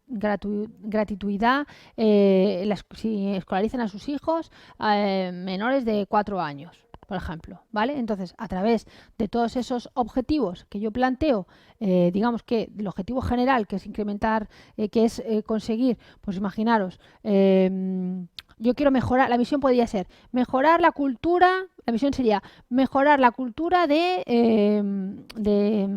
mejorar el aprendizaje de los alumnos o de los adolescentes o de los españoles en edad escolar, ¿vale? Esa sería una misión, una declaración general. Luego yo establezco un fin. ¿Y cómo voy a conseguir eso? Pues con algo más a corto, ¿qué es? Pues con un incremento de la tasa de escolaridad. ¿Vale? Y el objetivo, pues yo ya establecería en qué tengo que mejorar esa tasa de escolaridad. Pues imaginaros, la tengo que conseguir en todos los barrios marginales un 20%. En las zonas más pudientes de, yo que sé, de España en un 30%. Ya lo voy acotando. Entonces, esos son objetivos, ¿vale? Esa es la diferencia, ¿no? Misión es un objetivo, es una declaración de intenciones, ¿vale? Un fin es un objetivo más a corto y un objetivo es cuando ya está cuantificado eso. Lo que voy a hacer está especificado, está cuantificado, ¿ok? ¿Vale? ¿Sí? Espero que quede claro, si no me preguntáis. Vale, seguimos. Por ejemplo, bueno, aquí os he puesto un ejemplo, pero bueno. Por ejemplo, un objetivo sería el crecimiento del índice de escolaridad en un 2% durante el ejercicio que se ejecuta el presupuesto. Eso sería un objetivo. ¿Por qué es un objetivo? Porque ya estamos hablando en términos cuantitativos, ¿vale? La misión no tiene por qué, ¿vale? Ni tampoco el objetivo, o sea, ni la misión viene definida en esos términos, ni el fin tampoco. Digamos que la misión es un valor mucho más general, es una idea como mucho más general, es que pasa como con la Constitución española, ¿de acuerdo? Es decir, una misión sería la declaración de la Constitución, es decir, que la Constitución española contempla se basa en 4 valores superiores, ¿no? Que son la justicia, la igualdad, el pluralismo político, ¿vale? Pues esos serían los valores, ¿no? Dentro de la misión. ¿Y eso cómo lo vamos a concretar? ¿Cómo vamos a conseguir que en España realmente se lleve a la práctica, que realmente nuestra Constitución tenga pluralismo político, vele por la libertad, por la justicia y por la igualdad? Pues lo vamos a hacer, ¿cómo? Pues realmente planteando unos objetivos o sea, planteando unos fines y unos objetivos concretos, que eso es nuestra Constitución, ¿vale? Luego nuestra Constitución, desde esa declaración de intenciones, establece una serie de objetivos generales que vienen en los distintos títulos y después tenemos los objetivos específicos. Artículo 1, y el artículo 1 te dice Artículo 2, sería una forma, ¿vale?, de analizarlo, ¿de acuerdo? Lo que ocurre es que la Constitución no cuantificaría, ¿vale? Cuando hablamos de objetivo, en este caso, ¿vale? Un objetivo necesita forzosamente cuantificación, ¿vale? La Constitución no deja de ser ambigua en ese aspecto, ¿no? Pero lo digo para que nos, me he equivocado. Lo digo para no generar confusión, para no generaros confusión, pero que la diferencia realmente sería esa, es decir, que el objetivo como tal implica una cuantificación, ¿vale? Una cuantificación específica en tiempo. Eso es lo que diferencia un objetivo, ¿vale?, de un fin, ¿sí? ¿Vale? Que el objetivo realmente viene cuantificado en términos de tiempo, ¿vale? Bien, seguimos. Por ejemplo, un objetivo será el incremento del índice de escolaridad en un 2% durante el ejercicio que se ejecuta el presupuesto, ¿vale? Y dice, durante el proceso de identificación de objetivos deben evitarse 2 situaciones extremas. La definición de objetivos con tal generalidad que carezcan de operatividad para la programación o la definición tan delimitada y precisa que no permita seleccionar un punto de referencia que permita la comparación de los distintos programas alternativos para la consecución de los objetivos prefijados, ¿vale? Es decir, ¿qué dice todo esto? Lo que dice es que el proceso de identificación de esos objetivos puede ser de 2 formas. Es decir, que yo defina objetivos puede ser de 2 formas, ¿vale? Bien, que yo establezca unos objetivos generales, ¿sí? O bien que yo establezca unos objetivos más específicos, ¿vale? Cuando yo establezco unos objetivos más específicos en estos programas, a veces, no siempre, a veces se parte de un punto de referencia, de un objetivo prefijado, ¿vale? Y es lo correcto. ¿Por qué? ¿Qué es un objetivo prefijado? Esto sea un objetivo prefijado. Se parte de un índice de referencia, un 2%, ¿vale? Eso es un objetivo prefijado. Eso es partir de un objetivo de referencia. Ay, de verdad, perdonad. Eso es partir de un objetivo de referencia, ¿vale? Es decir, partir de un objetivo de referencia es esto.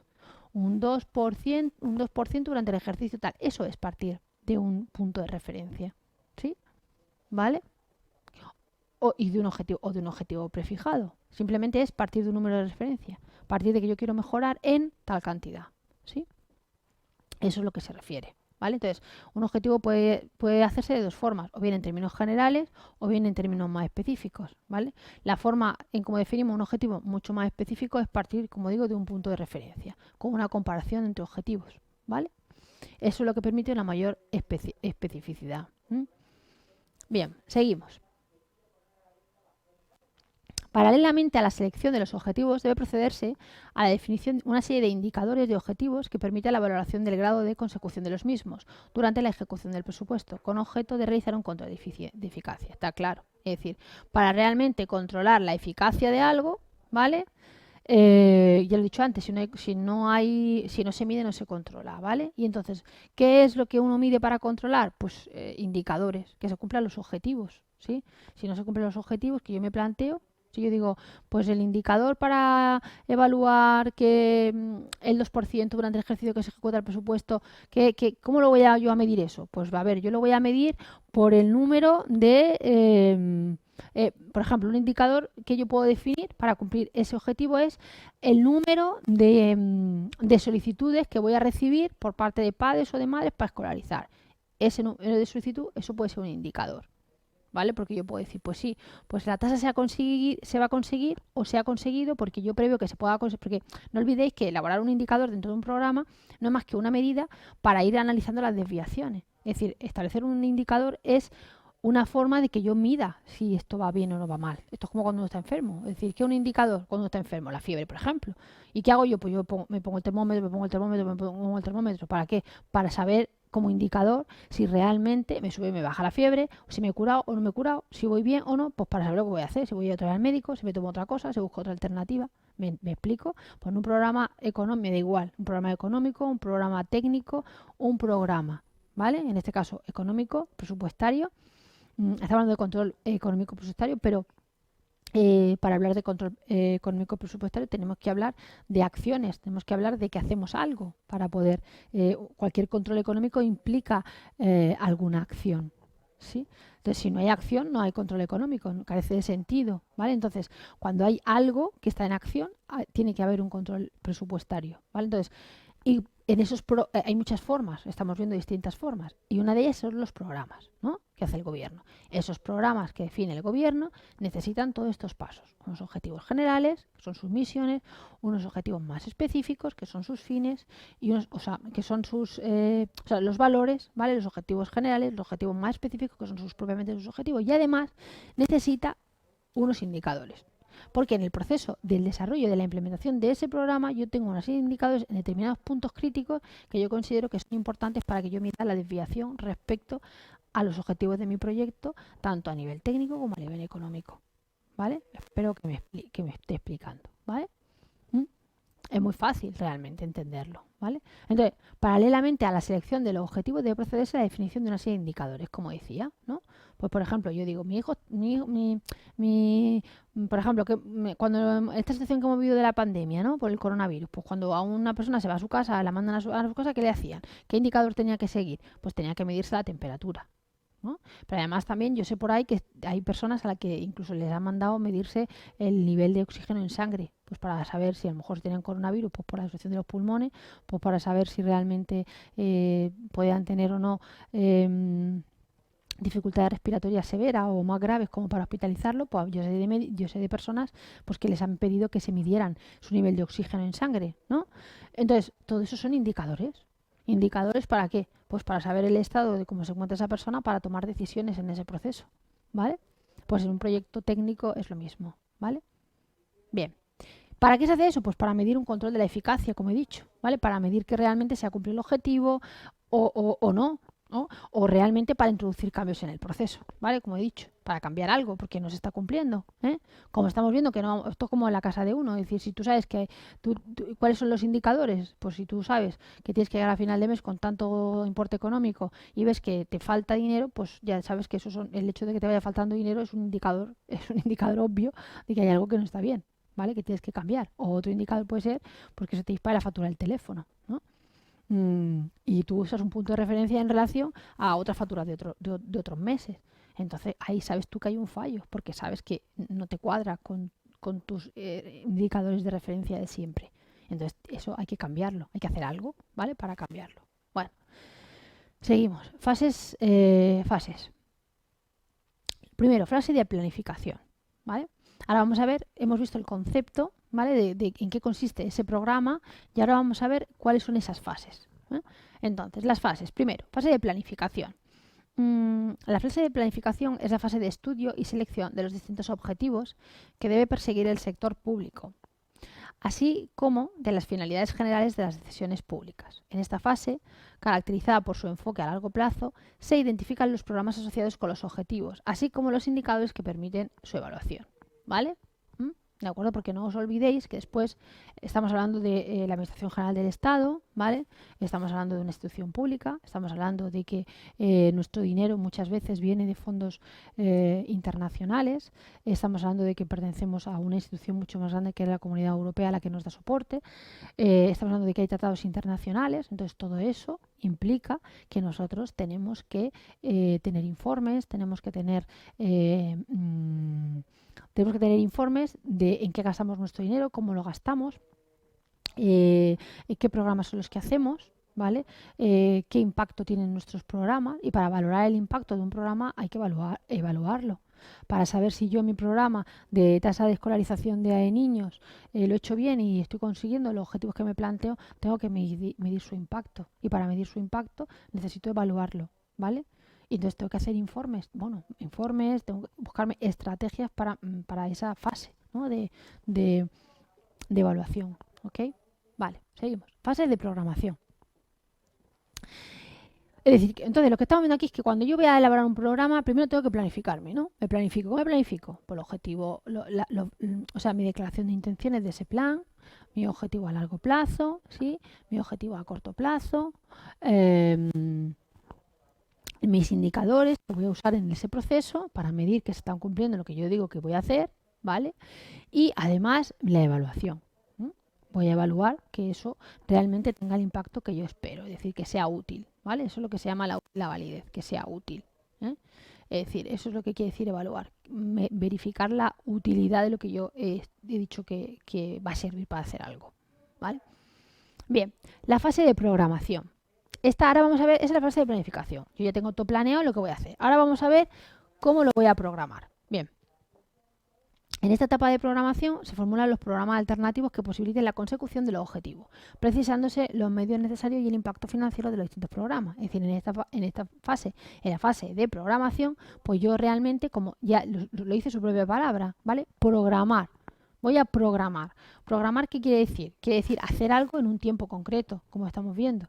Pues para hacer eso en ese tiempo concreto tengo que hacer referencia a los medios necesarios, que van a ser recursos materiales, recursos económicos y también el tiempo que voy a destinar, ¿no? Y por supuesto el impacto económico que eso va a tener, los objetivos, el impacto económico, porque claro, dentro de esa evaluación de estos, pues también tengo que evaluar el impacto no solamente del programa en sí, desde el punto de vista técnico, ¿no? Sino también, o desde el punto de vista operativo del propio programa, sino también desde el punto de vista del gasto económico que me va a suponer ese programa, ¿vale?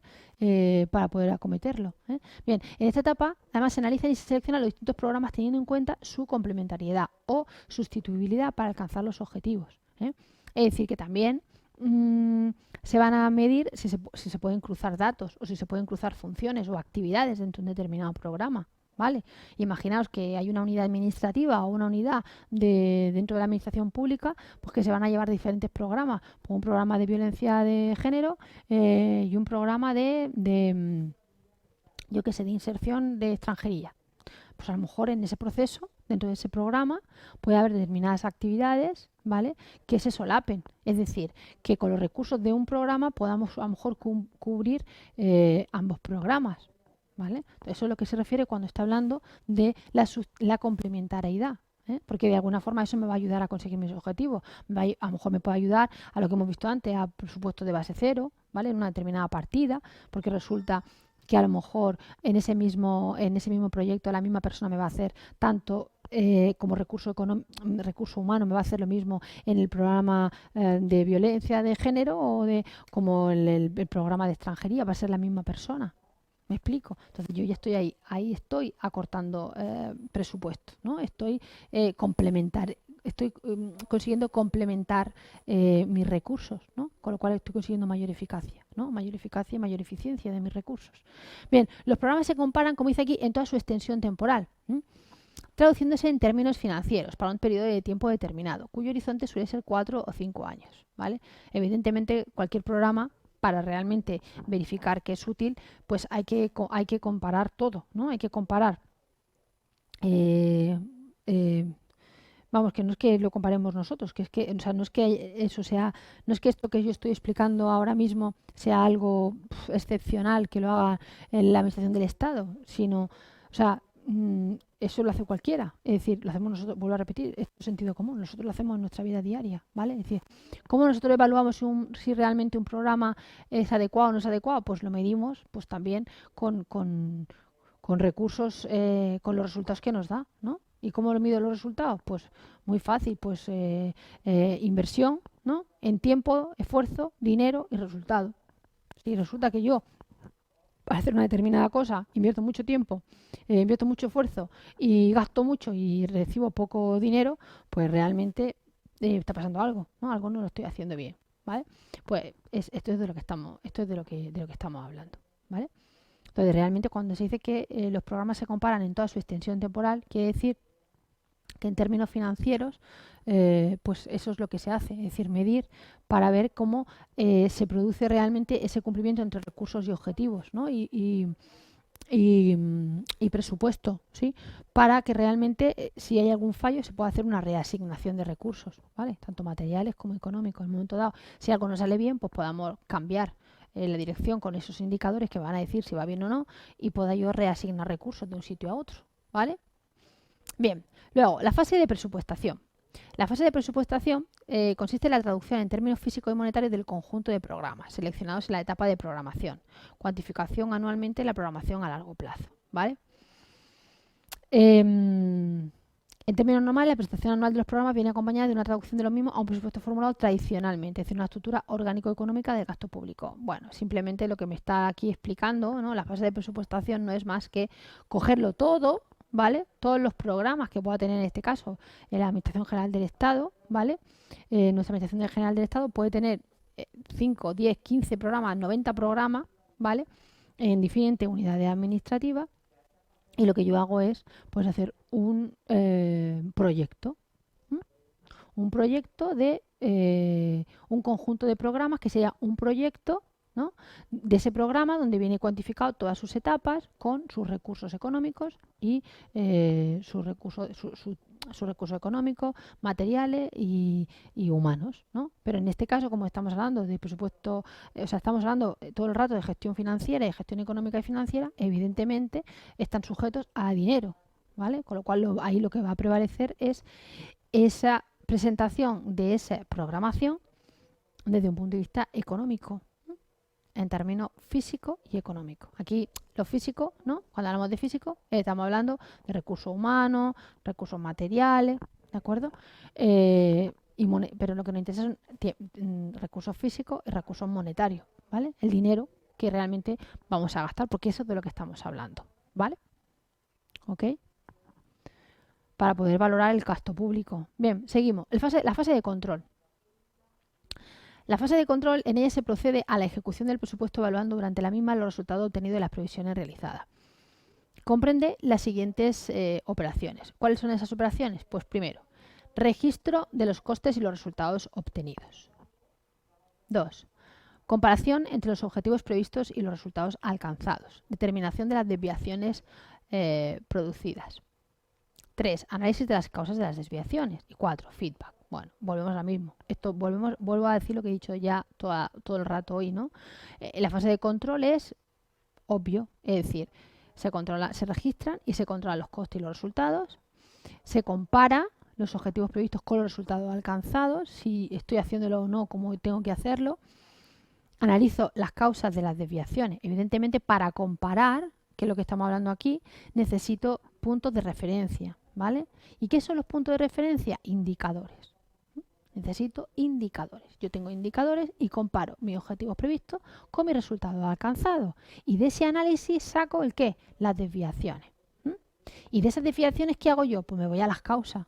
Vamos a ver, resulta que aquí teníamos una tendencia de inscripciones de alumnos, de niños, por ejemplo, ¿no? a los centros públicos durante los 3 últimos años, que superaba las plazas, y los 2 últimos años tenemos carencia, nos faltan alumnos. ¿Qué ha pasado? Pues ahí hay que ir a buscar qué ha pasado, ¿no? Entonces, bueno, pues analizando con esos objetivos previstos, los resultados alcanzados y las distintas desviaciones según los puntos de referencia del año anterior, que normalmente la contabilidad o los temas de gestión financiera siempre se tiene en cuenta el año anterior, ¿vale? Como una de las medidas. Pues yo veo las desviaciones producidas y entonces, ¿qué puedo hacer? Pues entonces a partir de ahí analizo las causas, ¿vale? Veo ¿Qué causas son las que lo han podido producir? Pues resulta que mira que esto ha pasado pues porque ha pasado el coronavirus. Pues mira, esto ha pasado pues porque no sé, pues porque resulta que se han ido del pueblo o se han ido de esa localidad o esa ciudad a vivir afuera X personas o tanta población. O resulta que es que han abierto o sea, o resulta que es que, yo imaginaron, ¿no? Por decir un ejemplo, pues resulta que es que han abierto un colegio privado y todo el mundo se ha ido al colegio privado, ¿no? No sé, es decir, es un ejemplo, ¿vale? Pero eso es de lo que se trata. ¿Mm? Bien, y por último, el feedback. Bueno, el feedback es algo fundamental, importantísimo en la vida, ¿no? Que es comunicarse, ¿vale? Comunicarse, retroalimentarse, decir lo que no le, a uno, lo que está bien, lo que hay que mejorar, lo que hay que cambiar, lo que está mal. ¿Mm? Eso es el feedback, ¿vale? También es decir lo que está bien, no solamente es decir lo que está mal, ¿vale? Porque también diciendo lo que está bien, sabemos lo que tenemos que seleccionar de ese proyecto como algo valioso para repetir en el futuro o repetir en el tiempo, ¿vale? Con lo cual es tan importante decir lo bueno como decir lo malo, ¿vale? Seguimos. Concepto. Es un proceso presupuestario que exige a cada responsable la justificación de sus peticiones presupuestarias, comprobando la necesidad. Bueno, ahora vamos a ver el presupuesto en base cero. ¿Qué quiere decir un presupuesto en base cero? ¿Vale? La terminología y el desarrollo de ese proceso presupuestario, cómo se denomina, ¿vale? Y cómo se va a desarrollar ese proceso presupuestario en base cero. Bien, el concepto. Vamos a ver primero el concepto. Bien.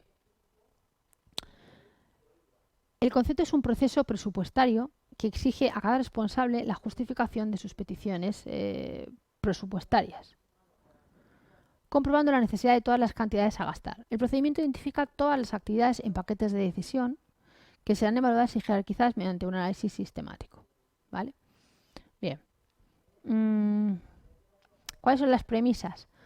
Pues las premisas son: el presupuesto base cero se encuentra dentro de las técnicas presupuestarias que pretenden una mayor eficacia de la asignación de los recursos, partiendo de la hipótesis de que existen despilfarros en la utilización de los medios presupuestarios disponibles y de que es necesario realizar un análisis exhaustivo de la asignación de los mismos. En síntesis, el presupuesto base cero parte de dos premisas: que no haya despilfarro en el gasto y el replanteamiento de la asignación de los recursos a partir de cero, ¿vale? Es decir, que de alguna forma todo el tiempo lo que se busca, cuando uno trabaja con un presupuesto en base cero, todo el tiempo lo que hace es una reasignación de recursos, ¿vale? Porque es la forma real de poder conseguir un presupuesto en base cero. No hay otra manera, ¿vale?, de poder conseguirlo. La terminología del presupuesto en base cero. Vamos a ver en qué consiste esto. Dice, suelen utilizarse con generalidad los siguientes términos en el proceso de aplicación de esta técnica presupuestaria. Por una parte tenemos la unidad de decisión y por otra parte el paquete de decisión. La unidad de decisión es la unidad organizativa para que se realiza un presupuesto y cuyo responsable adopta decisiones significativas sobre la naturaleza y cuantía de los gastos y actividades a realizar. Vale. Y luego el paquete de decisión es un documento donde se recoge la información precisa para que los responsables puedan adoptar decisiones sobre los programas y actividades a desarrollar y los recursos necesarios para financiarlas, ¿vale? Es decir, que digamos que tenemos una unidad, la unidad sería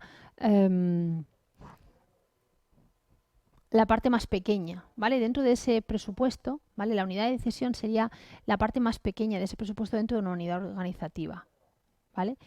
Y el paquete de decisión es todo lo que abarcaría, ¿vale? Todo lo que abarcaría esa unidad de decisión, porque a lo mejor estamos hablando, no sé, imaginaos una unidad administrativa de Almería, ¿no? Por ejemplo, de Roquetas de Mar, ¿no?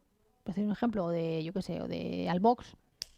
Pero resulta que es que esa unidad organizativa de Albox, lo que allí se propone, está involucrada otras unidades administrativas del resto del territorio, por ejemplo, de aquí a Almería, ¿no? Pues entonces hablaríamos de un paquete de decisión, ¿sí? Dentro de ese paquete de decisión segmentaríamos diferentes unidades administrativas, ¿vale? Para hacer ese determinado proyecto. ¿Por qué? Pues porque eso me permite lo que he dicho antes, eso te permite mucha flexibilidad, ¿no? Porque te permite, como he dicho antes, la reasignación continua de recursos, ¿no? te permite reasignar recursos, te permite lo que se llama o sea, te permite lo que se llama en el desarrollo de, de project management professional, que se llama, ¿no? La dirección de proyectos, porque esto no deja de ser una dirección de proyectos. De alguna forma, desde la filosofía de la dirección de proyectos de cualquier empresa privada, pues lo que te permite eso es mucha versatilidad, porque tú puedes reasignar recursos, reasignar dinero, reasignar tiempo, ¿no? Y puedes realmente optimizarlo al máximo lo que estás haciendo, ¿no? Entonces, eso es lo que se denomina un presupuesto en base cero, y eso es lo que entendemos por un paquete de decisión. Es decir, un conjunto de proyectos que tienen cosas en común, ¿m? En común, ¿de acuerdo? Y que se pueden aglutinar en un tiempo y en un espacio específico. Eso es un paquete de decisión, ¿vale? ¿Mm? Que recoge un conjunto de programas y de actividades, ¿vale? Bien. Luego, un paquete de decisión consolidado. Pues son paquetes, lo dice su palabra, ¿vale? Es decir, consolidado. ¿M? Es decir, que son niveles que ya se han probado antes, ¿sí? Que ya están probados, que están consolidados. Son elaborados a niveles crecientes de gestión, pueden reflejar prioridades diferentes, nuevos programas o el abandono de programas existentes. Es decir, que eso puede ser o que ya se ha consolidado, es decir, que ya se ha conseguido el objetivo, o sea, puede ser que ya se haya consolidado en el pasado por la razón que fuere, o, o también puede deberse, o sea, puede deberse a